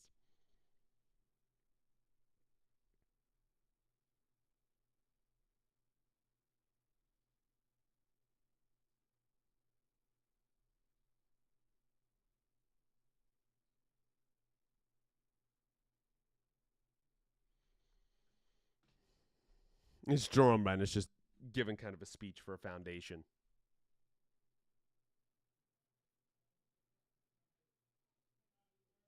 And Jerome's going to be doing the pick. There we go.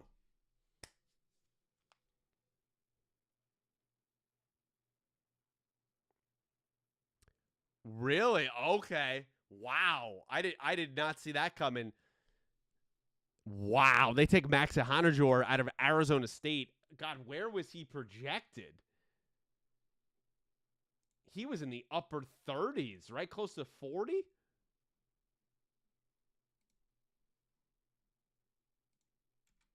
Wow. I mean, hey, good for him, man. Good for the young man.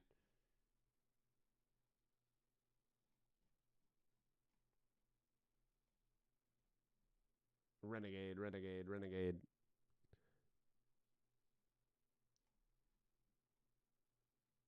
Wow, where did they have him listed in most of these drafts? I mean, 6'5", 321. He's a former basketball player. I just didn't expect him to go this high. Pretty much every player so far that's been drafted, at 33rd. Okay, so a little bit better. I thought he was around the 38 mark. But yeah, 33rd overall is where I'm seeing his kind of consensus median that most people took him at or projected him at.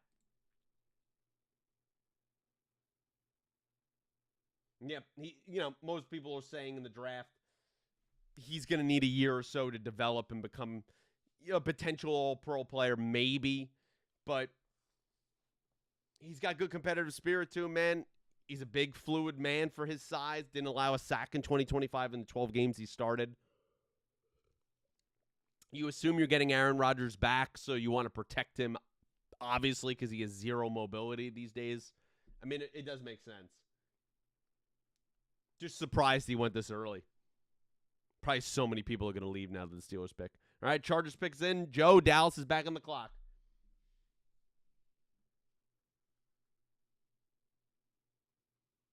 I know, right? It would be really hard to see people if you're in the backstage. Like in the back part. How could you see the stage?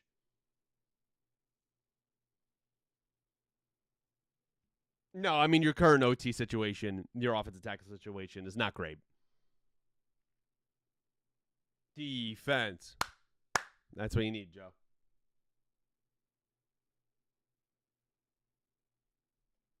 Appreciate everybody being here, hanging out. Of course, as always.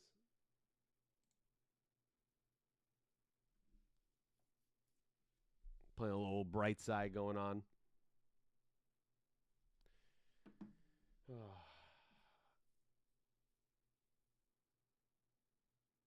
guy's wearing a full painter's mask, this Chargers fan. How is he breathing in that? He had to just put that on for the shot. No way he's wearing that all night. Bears coming up in a few picks.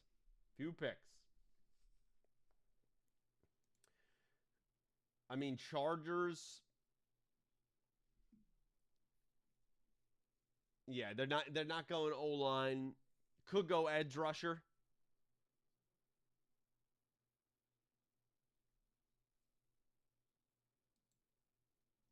Yeah, Vega was never getting down there, but that would have been a perfect Jim Harbaugh pick. I doubt they're going wide receiver, right? Falk is still on the board, right? They could go Falk.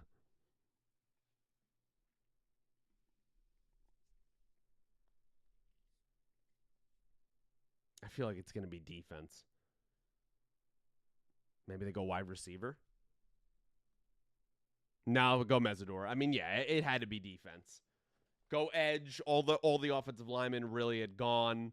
They've spent significant capital in that offensive line. It could just never stay healthy. And Akeem Mesidor, his teammate Ruben Bain went a few picks ago. Mesidor goes 22 to the Chargers.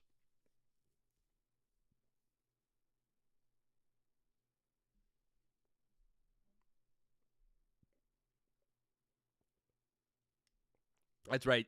Daniel Jeremiah described him. He just wrote that this guy plays like a werewolf.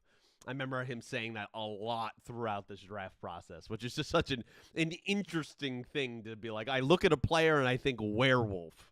I think fictional creature. But no, I said it earlier. I watched him and Bain terrorize my Gators. So It doesn't surprise me both of these guys are first-round picks. They're nightmares on the defensive line.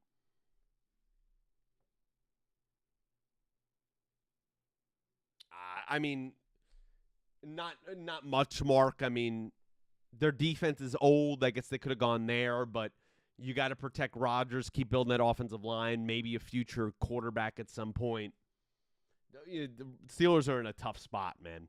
They're trying to play both don't be bad, but also try for the future. They're just in a weird area right now as a franchise. No Nixon.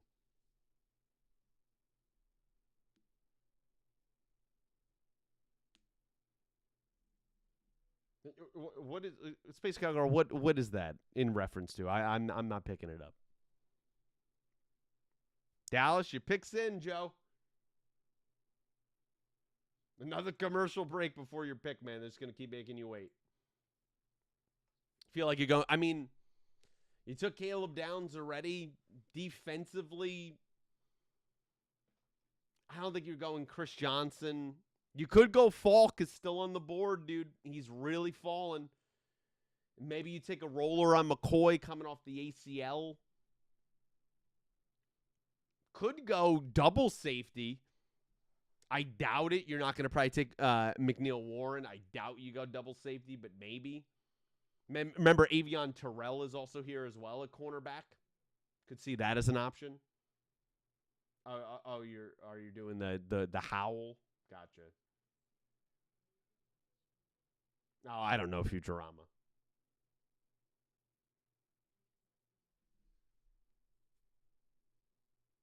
Yeah, I just don't know. Beside Falk, I don't know who you're going to really get as a value pick at edge rusher. That's the thing.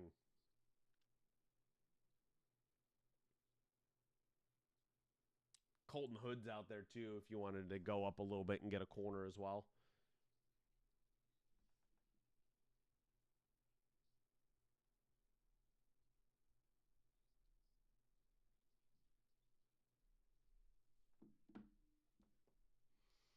No, man, it's been an exciting night, man. I know we got it started late. We got off to a rough start. Sorry about that, damn Streamlabs, but we got here. We got here by the 5th pick.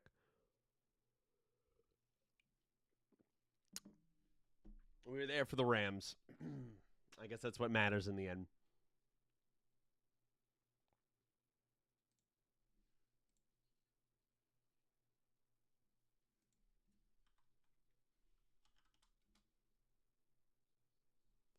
Not seeing too much more buzz right now on Twitter. I keep looking.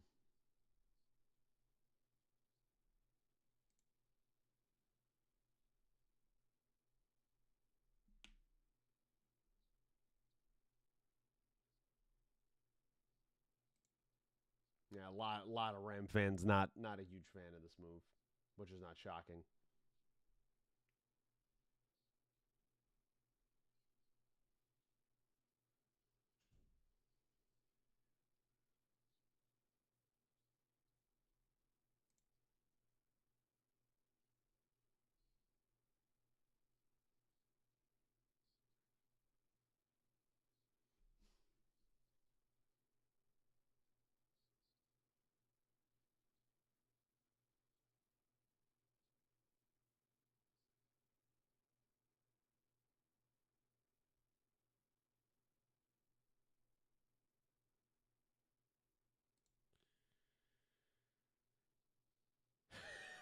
People making jokes about Makai Lemon cleaning out AJ Brown's locker. It's hilarious.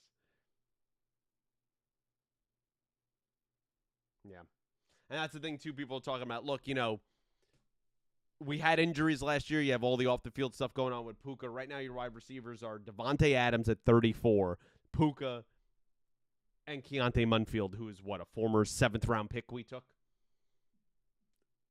Like we definitely could have gone wide receiver there, but I guess in their mind they're like, oh, we could draft a wide receiver later.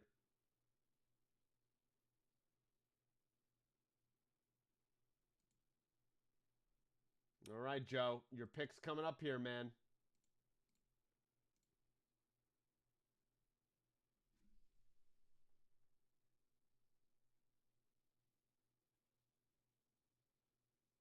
Yeah, Randall, make sure you get home safe, man. Are you working right now? Here we go, Joe. I'm guessing Falk.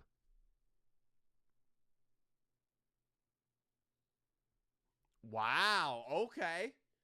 Wow. Okay. You guys always have unique moves. You go into UCF and take Lawrence. Okay. I mean, Joe, you get your pass rusher. Just, projected at 36 overall. You take him at 23. If you believe in him, I mean, the guy, he has huge upside. Huge upside. But he's a development pick, right? He's not going to be Micah Parsons in his first year. They must like the potential of him, right? And at 23rd overall, it's a pretty good value pick. Defense, man. It's what you guys needed.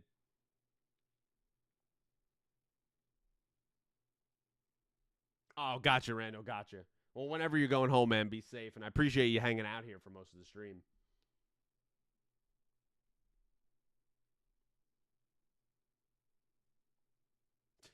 Delayed with his chance already, man.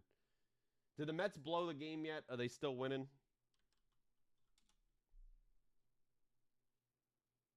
They won 10-8. The Mets have run 2 in a row.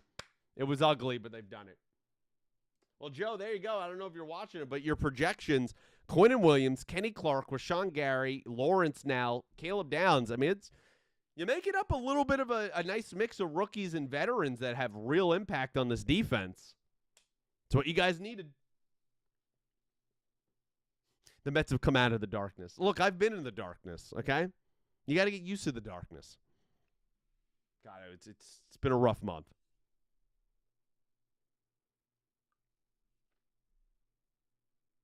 Exactly. Win's a win. I'll take 2 in a row. Win is a win. There is no style point, especially when you're in the Mets these days. Yeah, just there was no linebackers of value at that point. Once you knew Styles wasn't dropping, there was no one to take there.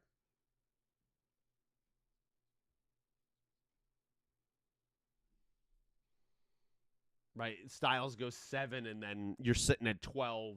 There's no one to take there. So, Browns pick is in again since they've traded back 24. Bears are on the clock right now. There you go, Space Cowgirl. And then the Bills and the Niners to follow. We are, because of these 8-minute rounds and everything, we are whipping through the first round here. I thought I was going to be live until like 11:45 midnight. I might be done by like 10:50 at this rate.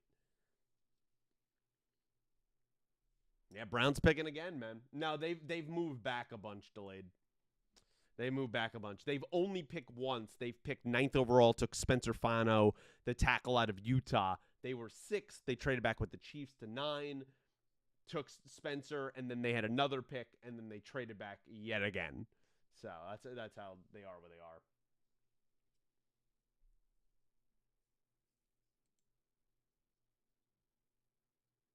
Justin, what's going on, man? How are you? Nothing much, man. Enjoying the draft. Had a rough start to the draft with Streamlabs. Shocked my Rams took Ty Simpson. But, yeah, having a good night, man. Hope you're doing well. You guys were never getting Ty delayed. It was never going to happen. Now you have to believe in the guys you took, in David Bailey, in Kenyon Sadiq. That's where your mind is, man. I want you getting a Kenyon Sadiq jersey. That's where you're wearing opening day. Oh, that's right. You're a Bears fan. I forgot. Yeah, you and Space Cowgirl will be supporting the Bears pick coming up here. Sorry that we ended your season last year. I literally dropped to the floor at work when Caleb threw that miracle touchdown. I really thought the Rams were going to lose that game. Of course, we just went on to lose even more of a heartbreaker the next week to the Seahawks. So it happens. I'm excited for your Bears this season. You guys are in a tough division, though.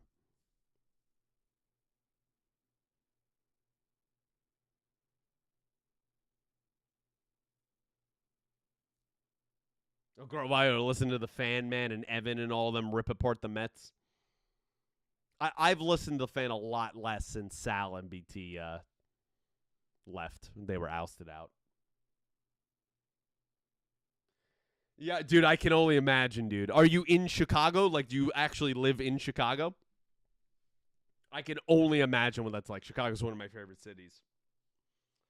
Probably my favorite city I've ever visited. I dropped to the floor, dude. I was in disbelief that he made that touchdown. I mean, yes, was there some luck in it and some bad play there from who was covering? Kobe Durant was covering him on that play. But, I mean, only a couple guys in the league can make that throw. I mean, one of the craziest throws I've ever seen in my entire life. Maybe the craziest. Oh, dude. What a moment for you, dude. I thought about flying all the way to Chicago and going to that game in person, but no one wanted to go with me. Here's the Browns pick. Okay, so they go wide receiver. You figured they go at some point. Take Casey Concepcion out of Texas A&M. Really nice player. Cool moment for him at his home in North Carolina. And to get him at 24, get Spencer Fano, you figure they had to go the tackle first with one of their two picks. Moved around and picked a couple second and third day picks. I think third day picks.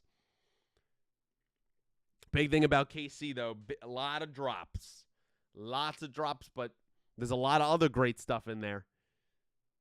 He's a good mover in between the sticks, man. But you got to get stickier hands.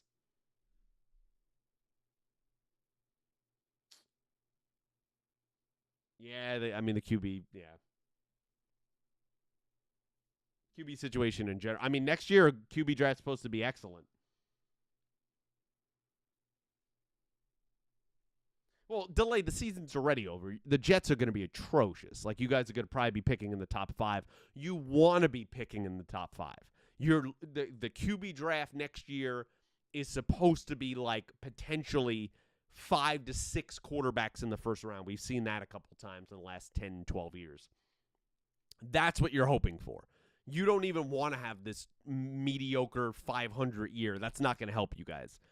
You got players to hold, and you're going to keep getting players to build for the 2027 draft. You guys are going to be bad. I mean, but you're used to that. They're always bad. But you have to hope that this year is a little bit better, a little bit more of an improvement. That's why when you guys made the trade with Dallas, you specifically asked for 2027 picks, not 2026 picks. Well, Justin, Space Cowgirl, here come the Bears, man, on the clock right now. 25 overall. Yeah, 3 first-round picks next year the Jets have.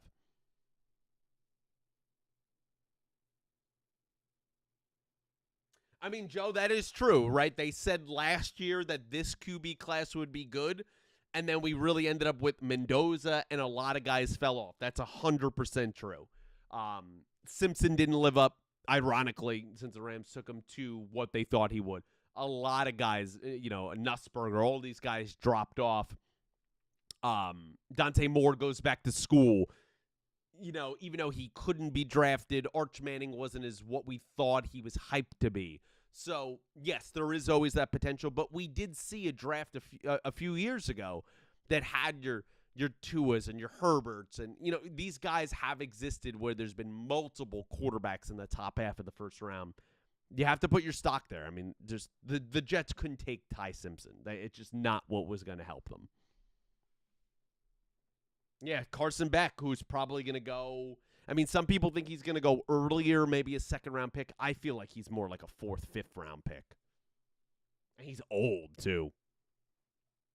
Bear down. I was saying that in the game against the Packers. My friend Weir, he had money in a survivor pool. He had the Bears, and they were down so bad to the Packers. I was like, dude, you just got to bear down, and they end up coming back and winning that game. I was just after I watched the Rams pull out the game against the Panthers, and then that night ended leaving my friend Dredger's house, that you all know, with my car getting towed and me paying like $300-something the next day to get it out of the bound. So. Yeah, it's a memorable night, to say the least. March for Arch, dude. Come on, man. Yeah, car got towed from Dredgers back in January, right after the Rams beat the Panthers in that playoff game in the wild card round. Me and DJ, both of our cars got towed. No, it just Dredger's development has atrocious parking. We were parked next to a sign that says you can park there, and someone must have called and got us removed, and it's apparently a frequent thing that happens at that development. So, yeah, we paid the price literally. Tough night. But, it's fine. In the grand scheme of things, Weir was awesome. He drove us all home, which was greatly, greatly appreciated. He was an absolute G. We gave him gas money. He was a damn G that night, and we got it the next day. So, me, DJ, and I both got our cars back. Oh, 500 for the new alternator, dude. Doesn't it suck being an adult, dude? I don't think Weir would ever stream. If Weir were streaming, he'd just be high the whole stream. Weir does have a nice car. Yeah, he does. I mean, he's driving all the time. Guy drives everywhere for work. He needs it.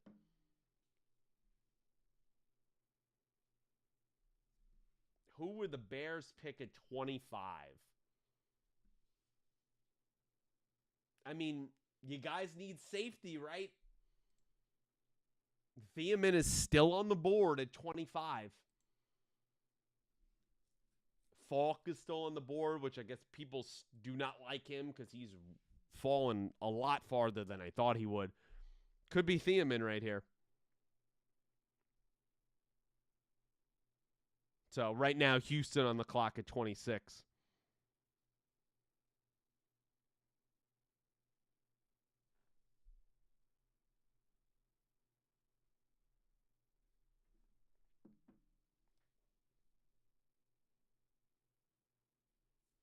Yeah, guys, obviously, I appreciate everybody watching. I know that there's some stuff with audio because I have to keep facing away from the mic and all that. I got to get a better setup where I could get, like, the camera over here, and then I don't have to do that as much so I could stay more. So I apologize for that. I mean, it's only my second stream here. And first stream with this setup, but I have, like, limited space. So it's like it is really hard to, like, get an angle that this could all work. But maybe I'll try to figure that out tomorrow. I appreciate you guys sticking with me. All right, Bears led the league in takeaways last year, 33. Very hard thing to replicate year over year. Figure they go in defense. It's got to be Thiemann, right?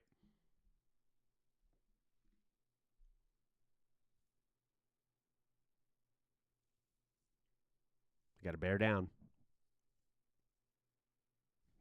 Yeah, it's Thiemann. Dylan Thiemann out of Oregon, really good safety, man. Kind of in that Harrison Smith mold, right? Add him to the back end of the defense. Love that pick.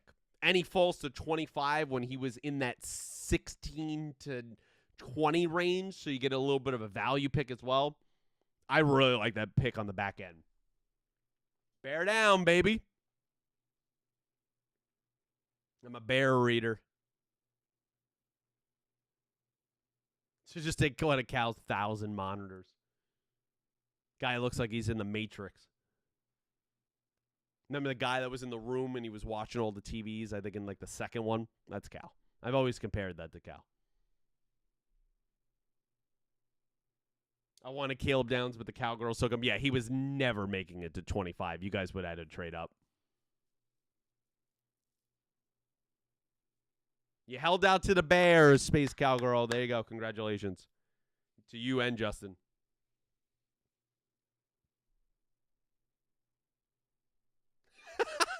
When Morgan Freeman's looking for the Joker, I gotta find this man, Lucius. I like that's a good comparison too. Good night, Space Cargo. Thank you so much for hanging out. Almost the whole stream here. Appreciate you. Have a great night. And, hey, good luck to the Bears, man. Good pick. Have a good night.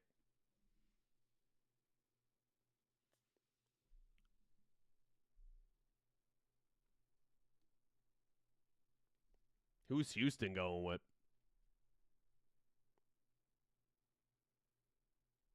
Knowing Houston, probably defense again.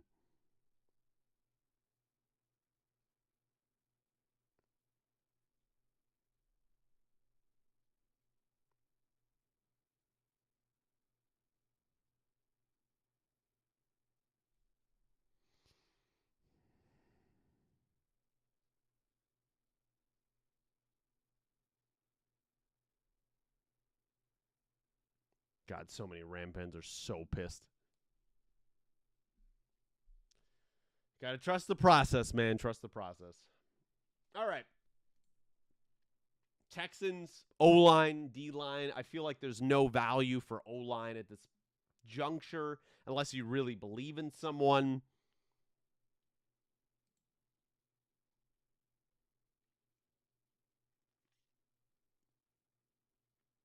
All right. Miami has moved back up.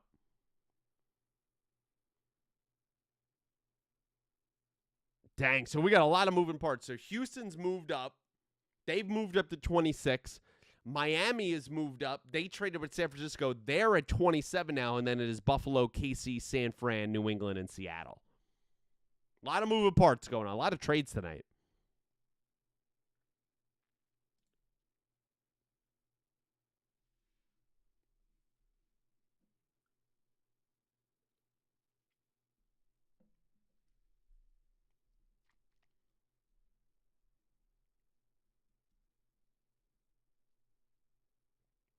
They got to bring Thielman back to being a center fielder and not as much of like letting him run inside like, oh, he has to be strict in a scheme. No, have him be the ball hawk in the back end. That's what the Bears need to do to utilize him in the best possible way. So Houston with a trade, move up a couple spots. They're picking at 26. Who are they going to take? Who did they hear could be someone that might have been taken by somebody that they felt they needed to move up?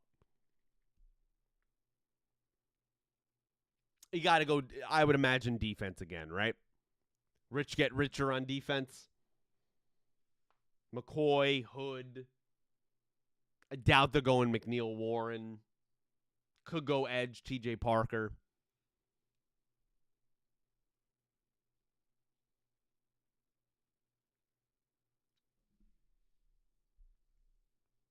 I want to know what they gave up. The call-in segment for the stream? Yeah, as if I had that set up. I don't even know who would call. Now here come the Texans pick.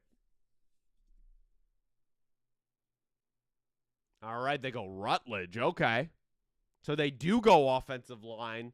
They take Keelan Rutledge, who felt like a second-day player, and they take him. And to try to protect Stroud. I mean, I get that. Their offensive line has struggled in recent years, especially after they traded Tunsil. Yeah, where do I have him? Rutledge. I don't think I have him super low.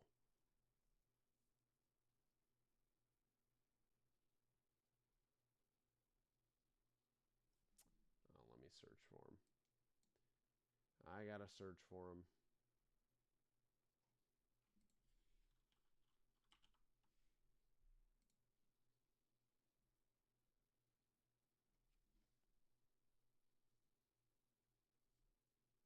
They gotta hope his medicals are clean too, because that's another thing with Rutledge.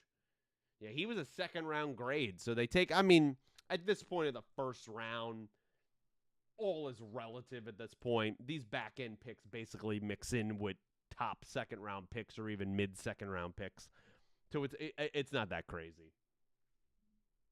Uncle Wayne calls in. Imagine.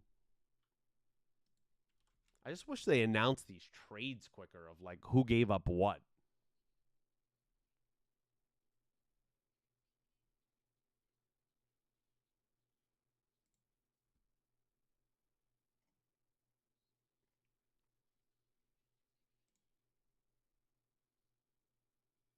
So let's see. So this is what happened. So the Texans traded with the Bills. They moved up to 26. They also received a third-round pick, number 91 overall from the Bills. The Bills got the 28, 69, and a fifth-rounder, 167. So basically the Bills moved up 22 spots in the third round, which is pretty significant, and that's what accounts for the pick of a couple moves there. Interesting that I feel like Rutledge still would have been there, so interesting move by the Texans. I don't think we have this latest trade. I don't think we have that listed yet. The Niners trade that happened with Miami. I don't think that got listed yet.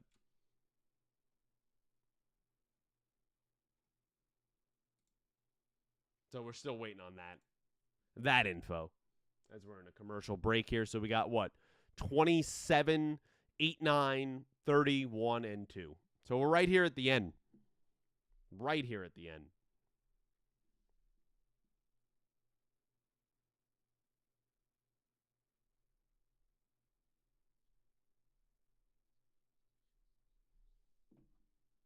J.R. Glenn, what's going on, my guy? How are you? Finns just traded back in, man. I've liked some of the moves they're doing tonight. Of course, you know they are majorly rebuilding now under Jeff Hafley, but we'll see how the Malik Willis situation goes. But I've liked they've been movers and shakers so far.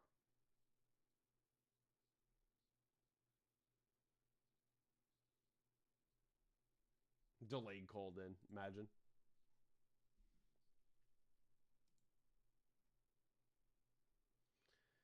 Yeah, so far they took Caden Proctor, who's a massive offensive tackle. They took out of Alabama after they traded back with Dallas, and they took him 12 overall, moved one spot back. So that's where they're sitting right now. They just traded up with San Francisco. Their pick is apparently in. Could go wide receiver, I would imagine, maybe.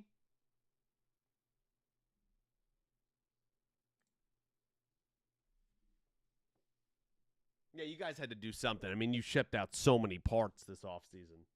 Had to cut ties with Tua, made the move with Waddle. I feel like it's wide receiver.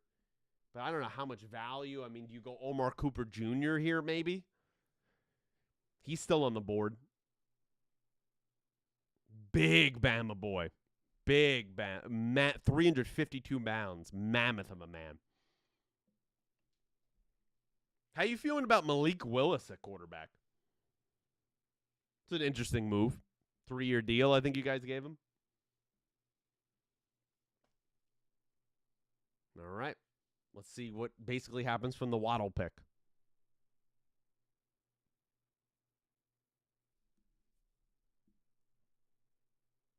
All right. So they go Chris Johnson, the corner out of San Diego State, who's using the worst Zoom quality camera I think I've ever seen at his home in California. Wow, the lag on that is tough. And by that I mean not good. Chris Johnson, 6 foot, 193 pounds, out of San Diego State. I think I had him at 24 overall, right? Yes. So good value there. He's going to compete every day. That's what all the guys listed right now. Daniel Jeremiah is talking about his ball skills, his physical presence. So you guys needed help in that secondary. You get help on that offensive line. You're rebuilding piece by piece here. You know this wasn't going to be, Rome wasn't built in a day kind of situation. And you guys have a couple years of rebuilding, including next year. You guys are probably drafting a quarterback. So I like it. No, I mean, you had to get out. And you're also still paying for a lot of that Tua contract. Massive cap hit. So you figure roll the dice with Malik, right? At least you have a guy who's a little bit mobile. Not as injury prone. Wow, another trade, Joe. You're right.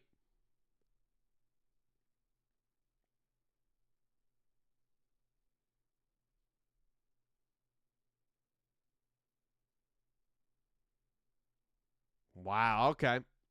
They just told the whole story of the Steelers and the Eagles, and apparently the Steelers were targeting Lemon, and the Eagles jumped him and took him. Little Pennsylvania rivalry going on there. But the Patriots have now traded up, and they've moved up to 28. They've traded with Buffalo, who's jumped back to 31. Interdivisional trade again, Joe, you're right. And who have the Patriots eyed as their guy?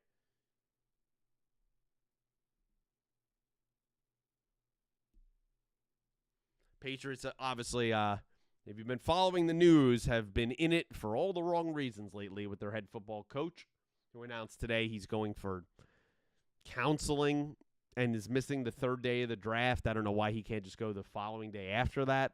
But, yeah, they've been an S show. See what they take here. All right, they go Lomu the tackle. Kind of feel like, again, with that pick going with Lomu, who, again, projects more as a right tackle, feels inevitable that Will Campbell's kicking in the guard, who they took last year at, 4th overall. Kind of feels like Campbell's getting kicked inside. I mean, Drake May, yes, part of it was him holding the ball a lot, but offensive line was bad. So they had to get better in that area.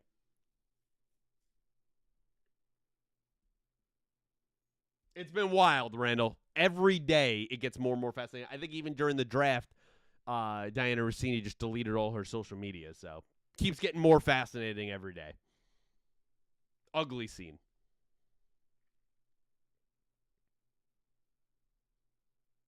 Yeah, they're discussing here on the NFL broadcast, like, are you going to kick him the right tackle, or are you going to keep him at left, or what are you going to do with him?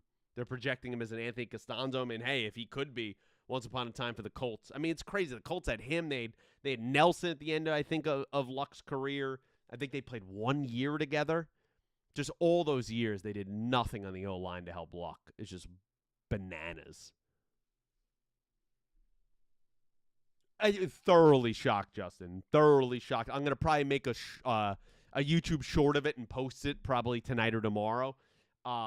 Thoroughly shocked. Couldn't believe it. Couldn't believe it. Like, I had, it wasn't completely shocking the way that, like, there had been smoke around the Rams taking Ty Simpson, but just the realization that they actually pulled the trigger and took him. Thoroughly shocked. Yeah, and especially Randall, too, like all the old clips that keep coming up from years ago that keep coming up about the whole situation between the two of them. Not good. Not good.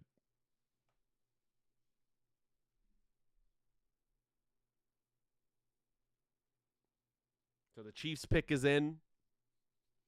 And after the Chiefs go here, due to the trades going on, we'll have the Niners because they traded back, the Bills, and the Seahawks to round it out. So only 4 picks left. Appreciate everyone hanging out here.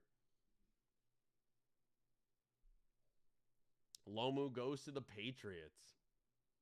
Had him at 25 overall. He goes, 28 overall?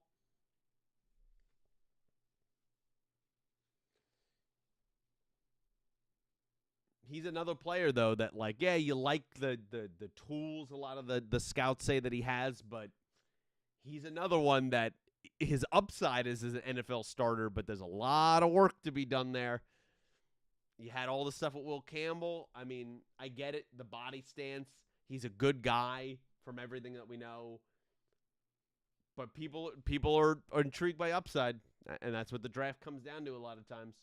Only 21, so he's still super young.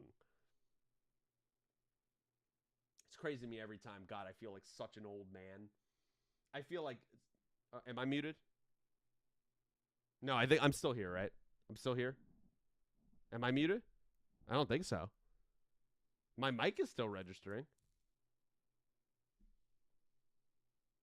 Okay, you can hear me? All right, cool. Okay, thank God. All right, you're scaring me. You're scaring me.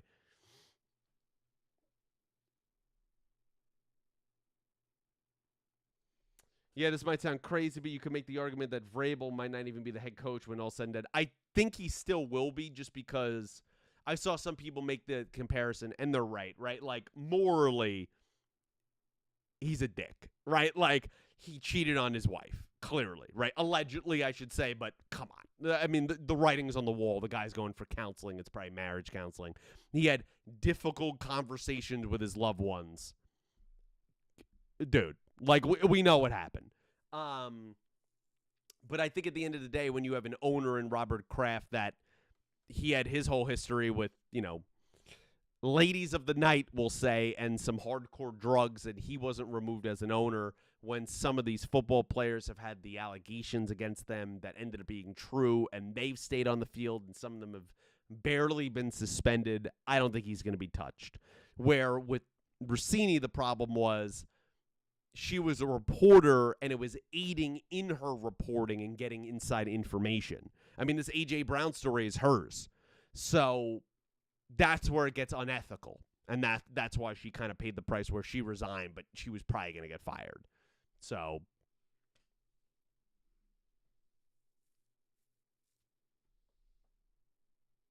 okay, good, Justin. I'm glad you could hear me, man. Maybe it was something on your end that ended up happening, but I'm glad you could still hear me.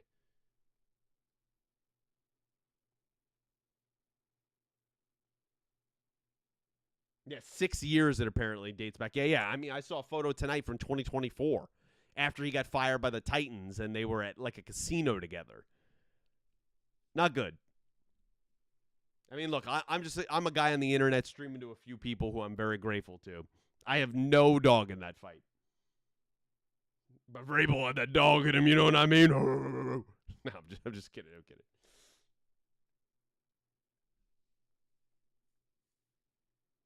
6 years, man. All right. There you go, Randall. Chiefs' second pick of the night, 29 overall from my Rams. Who do they go right here? Do they go wide receiver? Good Denzel Boston? All right, they go Peter Woods. So they go defensive tackle. Ooh, in the all green? His whole fam and everybody in the white? That's a cool look. I like that. Got all the classic cars on the wall. What does his necklace say? Woo? That he has all in out there? I guess maybe for Woods they call him Woo. That's tough. That's cool. Yeah, I thought maybe you go wide receiver, but I guess you guys, wide receivers are a dime a dozen, right? Sometimes you get them later in the draft. They want to dive down on that defensive line. Get some help for Chris Jones, who kind of had a down year. Yeah, he's not a big pass rusher, but he's a good run stuffer. And he has pass rushing ability to develop, potentially. They're even showing a play here where he ran in a touchdown out of the backfield. So, hey, maybe use him in some packages there. He's used to it. Little goal line packages going on. Stuffer, I hardly know her. Yeah, that, yikes.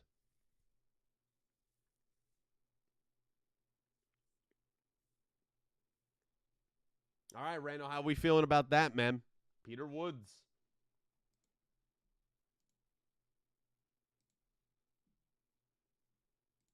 They go Peter Woods. They go Mansour Delane where they traded up. So now you look at Jones, Woods, Karlaftis, Bolton. Oh, Delane, are you still here? The Jets have traded back, man. They're back in the first round.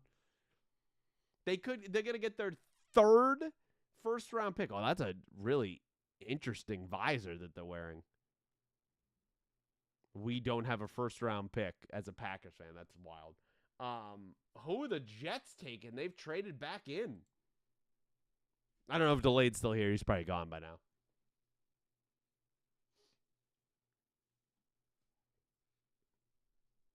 Well, the Jets have gone tight end. They've gone defensive line.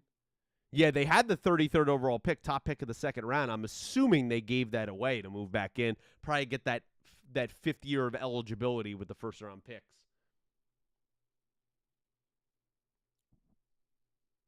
I think that's what Rich just said. I think they just used that. I still need a couple of the trades broken down here.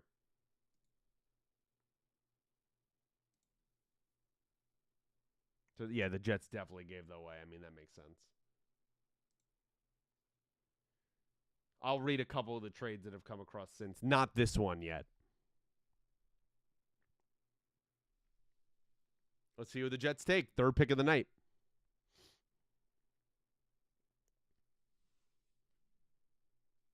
Okay, so they do go wide receiver. I love Omar Cooper Jr. I love that pick and get him at 30. Physical guy, good route runner, just tenacity, man. Love that pick. Go back and get him and get that 50 year. I love that move. There you go, delayed. You're not getting a quarterback, man. I was checking my 401k. This guy and his jokes, man. I love Omar Cooper, man. I love that pick. Hey, Joe Klotz just said I love Omar Cooper. That's great.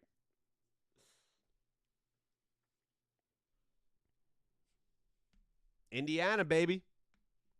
The Ramsiest wide receiver. I know what he means by that. Mekhi Lemon's gone. He went to the Eagles at 20.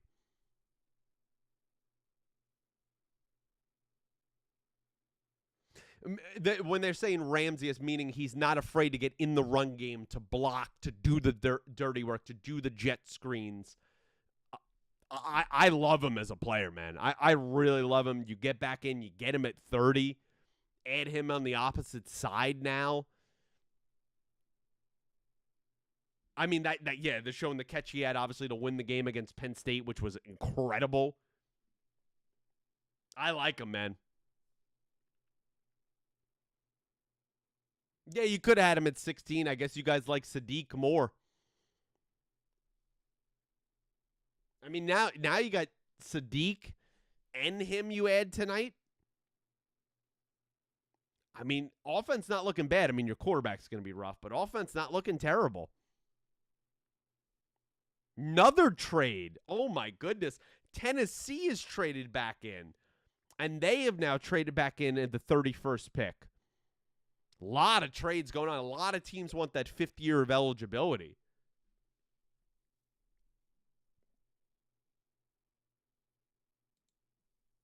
So earlier, just to catch up, the Dolphins and the Niners made a trade. The Dolphins ended up taking Chris Johnson at 27 overall, the corner out of San Diego State. They also received a 4th-round pick, number 138. The Niners traded back, got the 30th pick, and got a 3rd-round pick at 90 overall. So that was that trade there. Then the Patriots made a trade with Buffalo, which we talked about. They swapped 28 and 31. The Bills picked up a 4th-round pick at 125. And then we're going to have another trade here as well. A lot of trades moving here. And the Niners have now fully moved out of the 1st round. So they're out.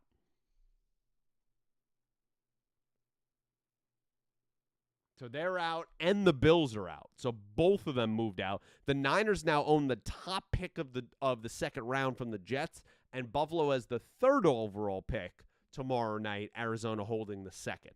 So that's kind of how our top 5 goes: San Fran, Arizona, Buffalo, Vegas, and the Giants. That will kick off tomorrow night, which I'll definitely be tuning in for.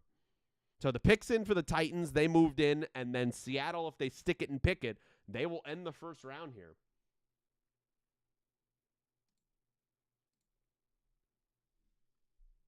You and Pavia, man.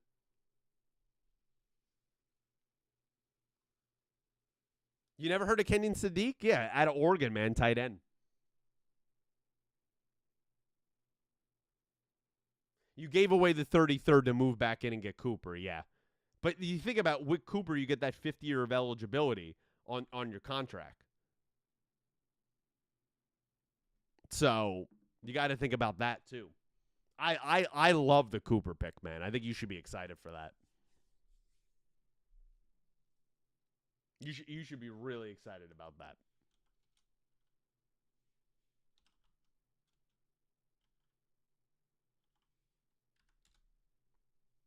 So Seahawks are on the clock right now. They should hold it. I mean, you got Wilson and Cooper now. What are we doing?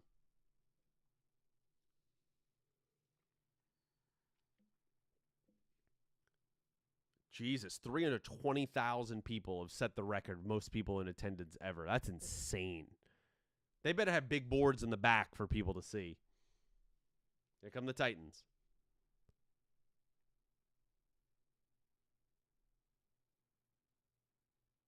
Okay, so they finally went defense. They had the shock. They took Tate earlier in the draft at 4th overall. They come back in, and Falk finally gets picked in most drafts. I think I had him around 15, 16. He gets way value picked at 31. And he gets picked as to Robert Saleh's front 7.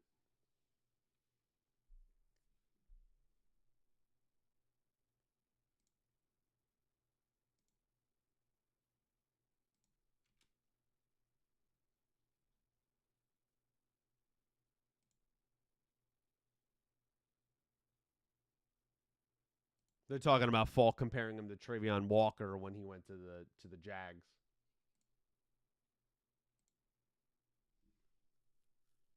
He's young, 21. I think he has some upside. I'm not overly in love with him. Last year, 109 tackles, 10 sacks, 19.5 for loss. Started his final 32 games, so the guy's durable. I think he's solid. I don't think I'm over the moon with him, but I'm fine with that at 31 overall. And good. He gets out of the green room on night 1, gets to have an amazing moment. He's wearing the great necklace with the KF on him. It's an upside pick, as Joel Klatt just said. It certainly is. Yeah. There was a play I think I was watching when I was watching some of the tape. There was a play I think when they played Kentucky where he stacked them and chased down the runner, just stacked the offensive lineman, threw him in, and chased the runner, had a tackle for loss. But I was like, oh, okay. That's a play. That's a pop play. So there is something there. I thought, honestly, he would go way sooner. I thought he was in play. Oh, my God, I'm trying to think. Even around the Chargers and before that. But, hey, Titans come back in and get him. Led the team in pressures in 2024. Had about 44, 45. I like that Titans logo. I think they've redone that in the last few years, right?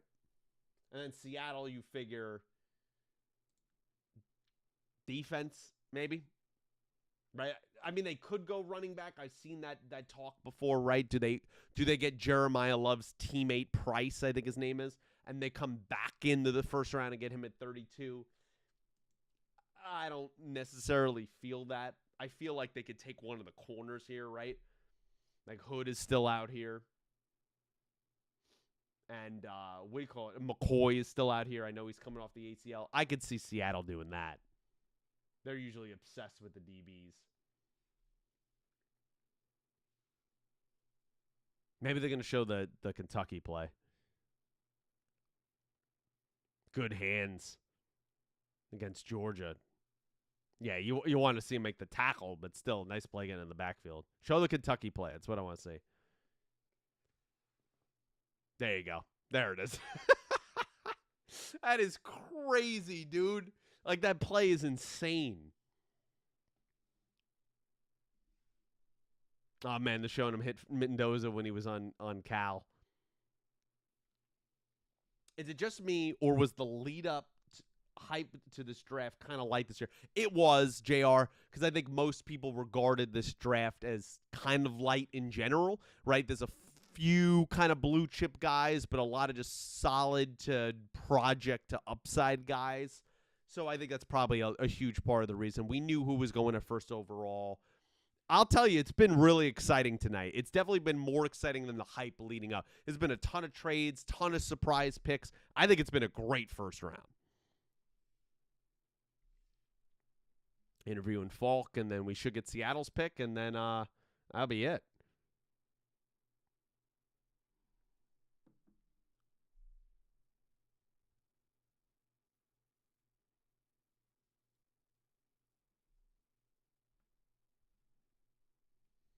All right. Seattle, the Super Bowl champs, defending Super Bowl champs, should be picking here. Their pick is in, and that will conclude the first round. No more trades. So let's see who they end up selecting. I just want to see the details on some of these other trade moves. nothing on a couple of those last trades. So I guess we'll have to wait to see those posted.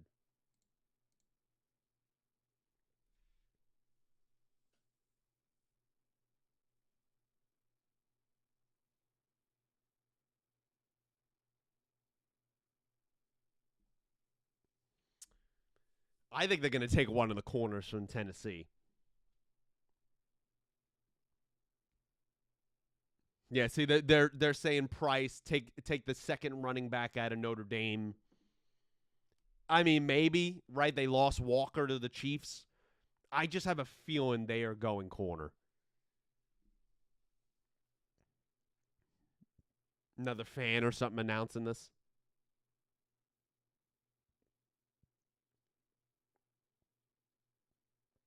All right, ladies and gentlemen, last pick of the night.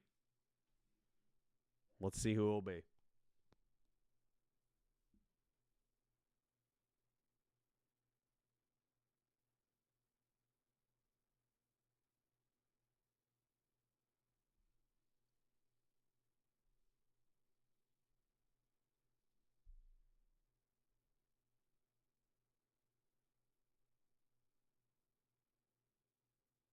Damn, this guy Make-A-Wish 2-time cancer survivor. That's crazy. Incredibly unlucky, but that's, hey, good for him, man.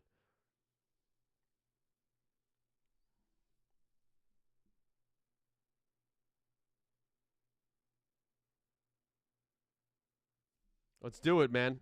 Announce that pick, man. Let's knock out the first round.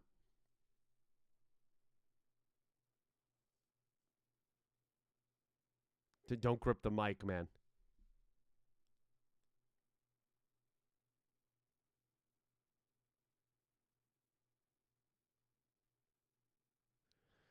Yeah. Yeah, he's got to talk about the reigning Super Bowl champions. We know that. Don't hold the mic so much because you mess up the audio.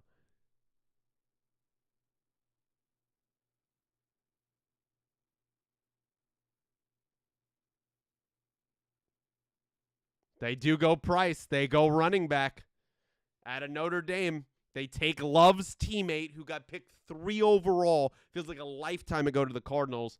And I can't even. When is the last time have we ever had a backfield of both running backs taken in the first round coming from the same team? But he goes 32. Almost the complete opposite, obviously, his teammate, almost bookending the first round. But they get a replacement there for Walker, add him. Of course, you know, they have Charbonnet, who's going to be coming off the ACL, might not even start the season. I get it. I mean, it does make sense. I thought they would go corner because it's kind of their history of where they go, but they seem like they like what Price offers. He offers some special teams in there as well. Add him in there with Raheed Shaheed in special teams. And there's Seattle and all their damn smiling faces with the pick. Ty Simpson probably won't start for at least 1 year, delayed, maybe 2 years. Yeah, it's going to be a while. Barring, knock on wood, an injury from Stafford, it's going to be a long, long time until he starts. Only 15 career college starts.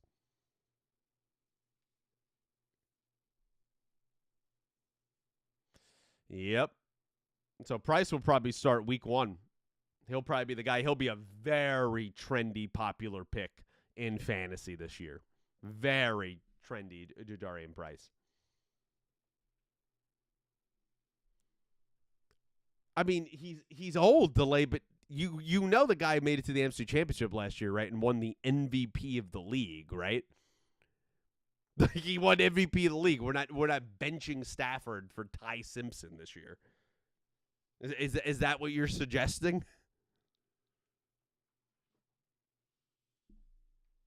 Yeah, but Cam Newton was a freak of nature, man. Freak of nature. Ty Simpson is not that. He's barely 6'1".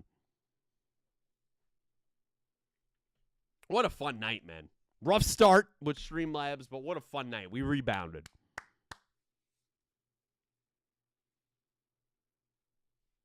Yep. Talking about not having a lot of miles on him in college. That was a lot of fun, man. Hell yeah. 320,000 plus people at the draft. You and You love Ty Simpson, man. I got to know who's left in the draft room. Yeah, JR, I'm not too thrilled that my Rams took him, man. Not too thrilled, but obviously now that my team took him, all I can do is hope, right? All I can do is hope that McVay and Snead and the coaching staff can coach him up, and in a year or two when he takes over for Stafford, that he can be the guy. That's all I can hope for. But no, I did not love him in college at all. I was not thrilled by the pick.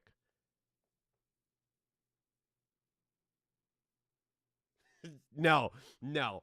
Delayed. I'm going to pull a Dylan right here. You are not allowed to have that comment.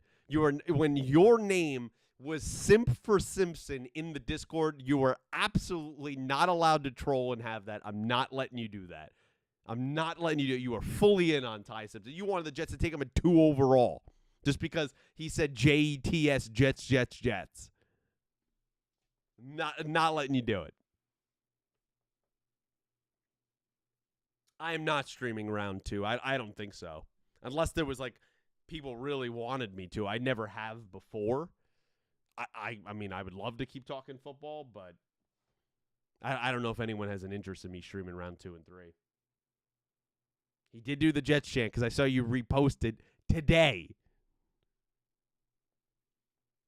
Randall, I appreciate you, man. You were here almost the entire stream. Hopefully you're happy with the Chiefs picks. I'm sure I'll talk to you as the NFL season comes.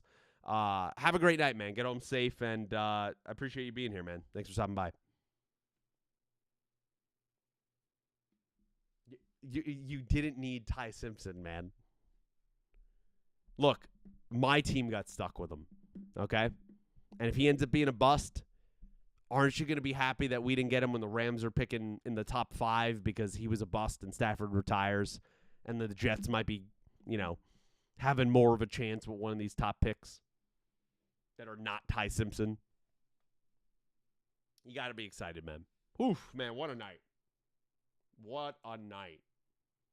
Definitely finished a little bit earlier than I thought we would, which is good. No complaints there. No complaints there. Ask Dylan if he's happy with the Jets picks and if he was yelling. I'm sure Dylan's happy with any Jets pick. I know he didn't want Ty Simpson. I mean, a bus couldn't hurt the Jets. I mean, the Jets are used to that. Now, yeah, but also, like, the thing is delayed, and man. I know you get a little delusional in the fandom. We all go there. I get it. But Sam would have never succeeded with the Jets, as you saw. He didn't succeed with the Panthers. He needed an organization like Seattle. It ended up being the perfect mix, and the season went his way, right? And he kind of reformed his career with Minnesota, and then they still shipped him off anyway. You guys have to build a culture, and your owner is terrible, right? You can't do anything about that. I don't even know if your coaching staff, honestly, is that good. But getting potential blue chip players, getting an Omar Cooper Jr., that's how you turn these things around. Have him learn from Garrett Wilson. So there are elements there where you can't just drop a quarterback into that team, and you're going to hope that you get one next year. Insane trades tonight. A lot of moving parts. How many trades did we end up having? 1, 2, 3, 4, 5,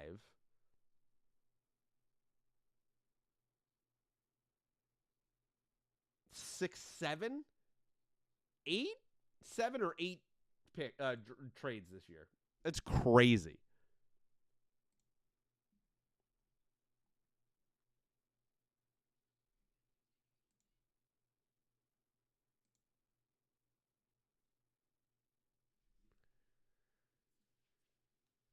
Oh, man.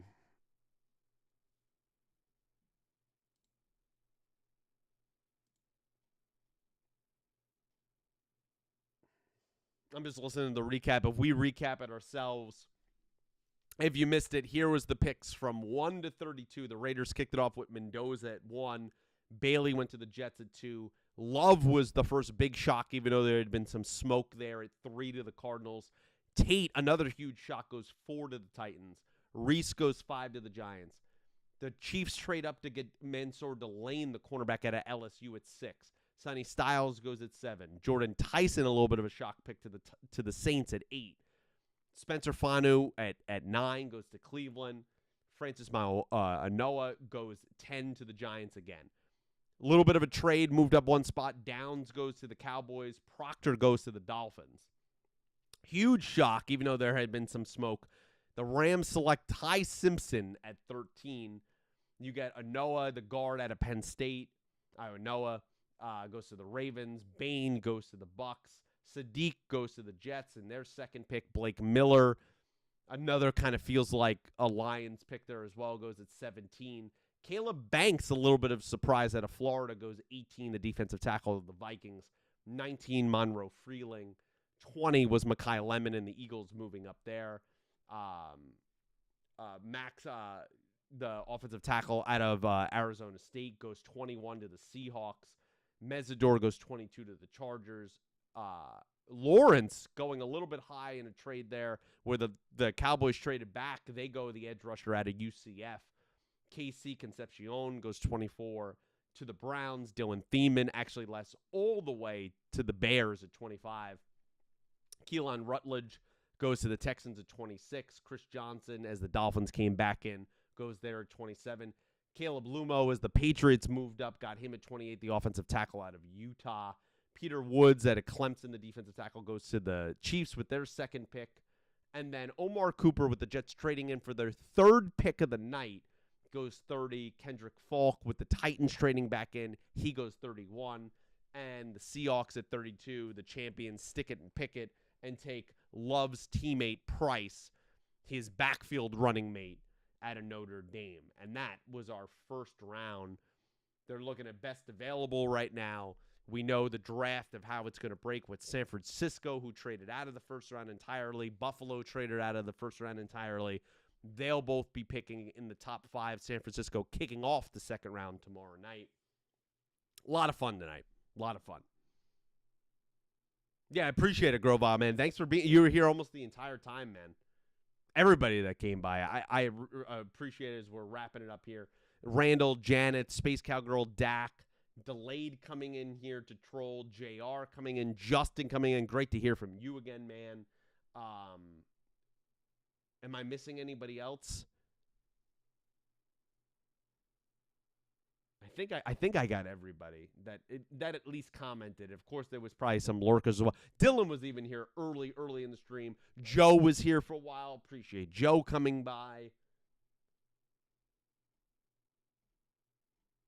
I think that's it. I think I got everybody that at least commented and any lurkers. Of course, I greatly appreciate you as well. Mark as well. Thank you for being here. They're talking about Ty Simpson right now. Look forward to next year. Delayed. We're going to be there week 1, man. We're getting ready for week 1. No, Mark, I just remembered you. I got you. Appreciate you, buddy. Hope you're happy with the Steelers picks, man. I appreciate you were here almost the entire time, Mark. I greatly appreciate you.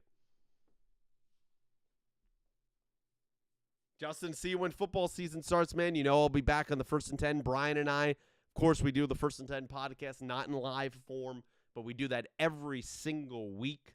If you guys always want to contribute or ask questions or anything, please write in the comments below. Maybe we'll do some kind of fan polling thing or kind of a mailbag thing this year. I think that could be a lot of fun. So, I don't know. You guys let me know if you have interest in that. I'll ask again as the season gets closer.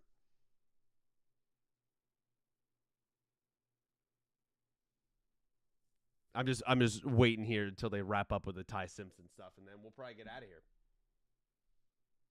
Yeah, maybe you'll see a stream, Janeth. Maybe you'll see a stream. I doubt it, but maybe. I don't even know how I got Streamlabs to work, so that kind of concerns me if I'm able to replicate that situation again. I just want to see what they say about Ty Simpson, and then we're going to get out of here.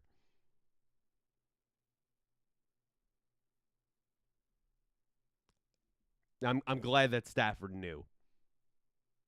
Yeah.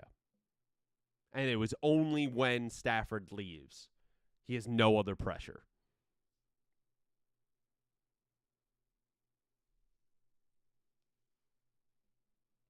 Yeah. They basically drafted Trent McDuffie and got Ty Simpson. Groval, you be here if I stream rounds 2. Who would, show of hands, would anyone be here tomorrow night if I streamed rounds 2 and 3? I don't know if I'm going to. I've never done that before. But would anyone be interested in that? No, delayed. I agree, man. I agree. We could have had Ruben Bain, man. I definitely wouldn't do day 3. I'm working day 3 on Saturday.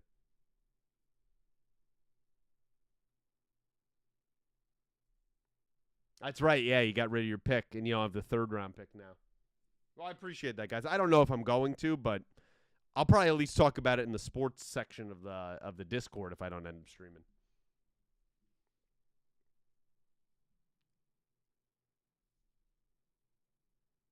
Man, they are really talking about this Ty Simpson thing just because it's a crazy move, right? He's the only other quarterback beside Mendoza who went first overall that got taken, and got taken by the Rams, who the last 8-9 years have been a premier franchise.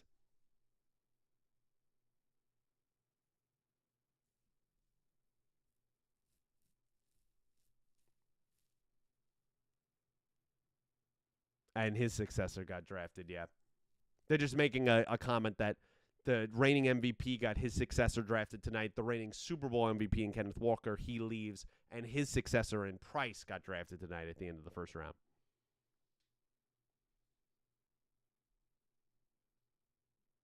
It's just crazy work, man. Yeah, our last QB drafted was Jared Goff, 1st overall when we made the trade with the Titans, 2016. Delayed, get out of here. You get out of here with you and JR. You are not part of that. I seen that you changed your name back on Discord already. You can't hide it, man.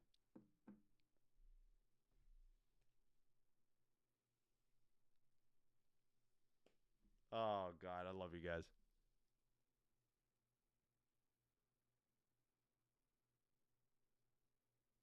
I know, it's crazy. They made the comment that some of the guys getting picked tomorrow night are actually taking a pay cut compared to what they were getting paid in college now at the NIL, which is, it's still a crazy thing, isn't it? That's the case.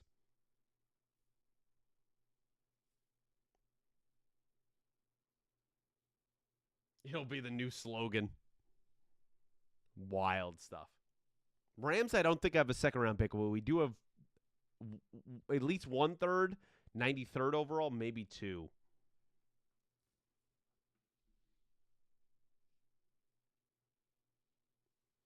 All right. Well, that wrapped up the show there. They recapped it. Of course, I'll be watching a gazillion of these things, but I don't need to stay on stream for that. I want to thank, again, all of you guys for being here, everybody that came by. I miss streaming. I totally miss streaming. I know got off to the rough start there, but hey, it's growing pains. It wouldn't be a Thursday night stream without P technical difficulties, as Janet said earlier. I do the podcast 1st and 10. We'll come back probably late August, early September. If you're interested in more NFL football stuff, Brian and I and my co-host, we do all our best due diligence to break down everything of every team during the NFL season every single week. Even sometimes there's special podcasts of big news breaks. Please follow that.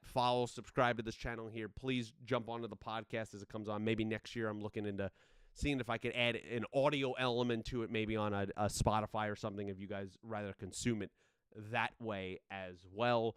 My Twitter is linked down below, where you could probably hear me complain about my Rams draft pick tonight and all sports things typically related. That's pretty much all I tweet over there and stuff like that. So please give me a follow if you choose to. Brian is normally, his Twitter is also linked in our normal podcast. It's not linked in this specific video, but it's linked in all the other ones. And yeah, I'll probably be editing a YouTube short of my reaction to the pick for the Rams. And I appreciate each and every one of you. Have a great rest of your night. If I don't talk to you tomorrow, have a great, great weekend. And until whenever it is the next time that I'm on a stream, probably Wednesday night when we do Digimon over on Yukio Everything. You'll see me then. I love you all. Thank you for watching, and have a great night.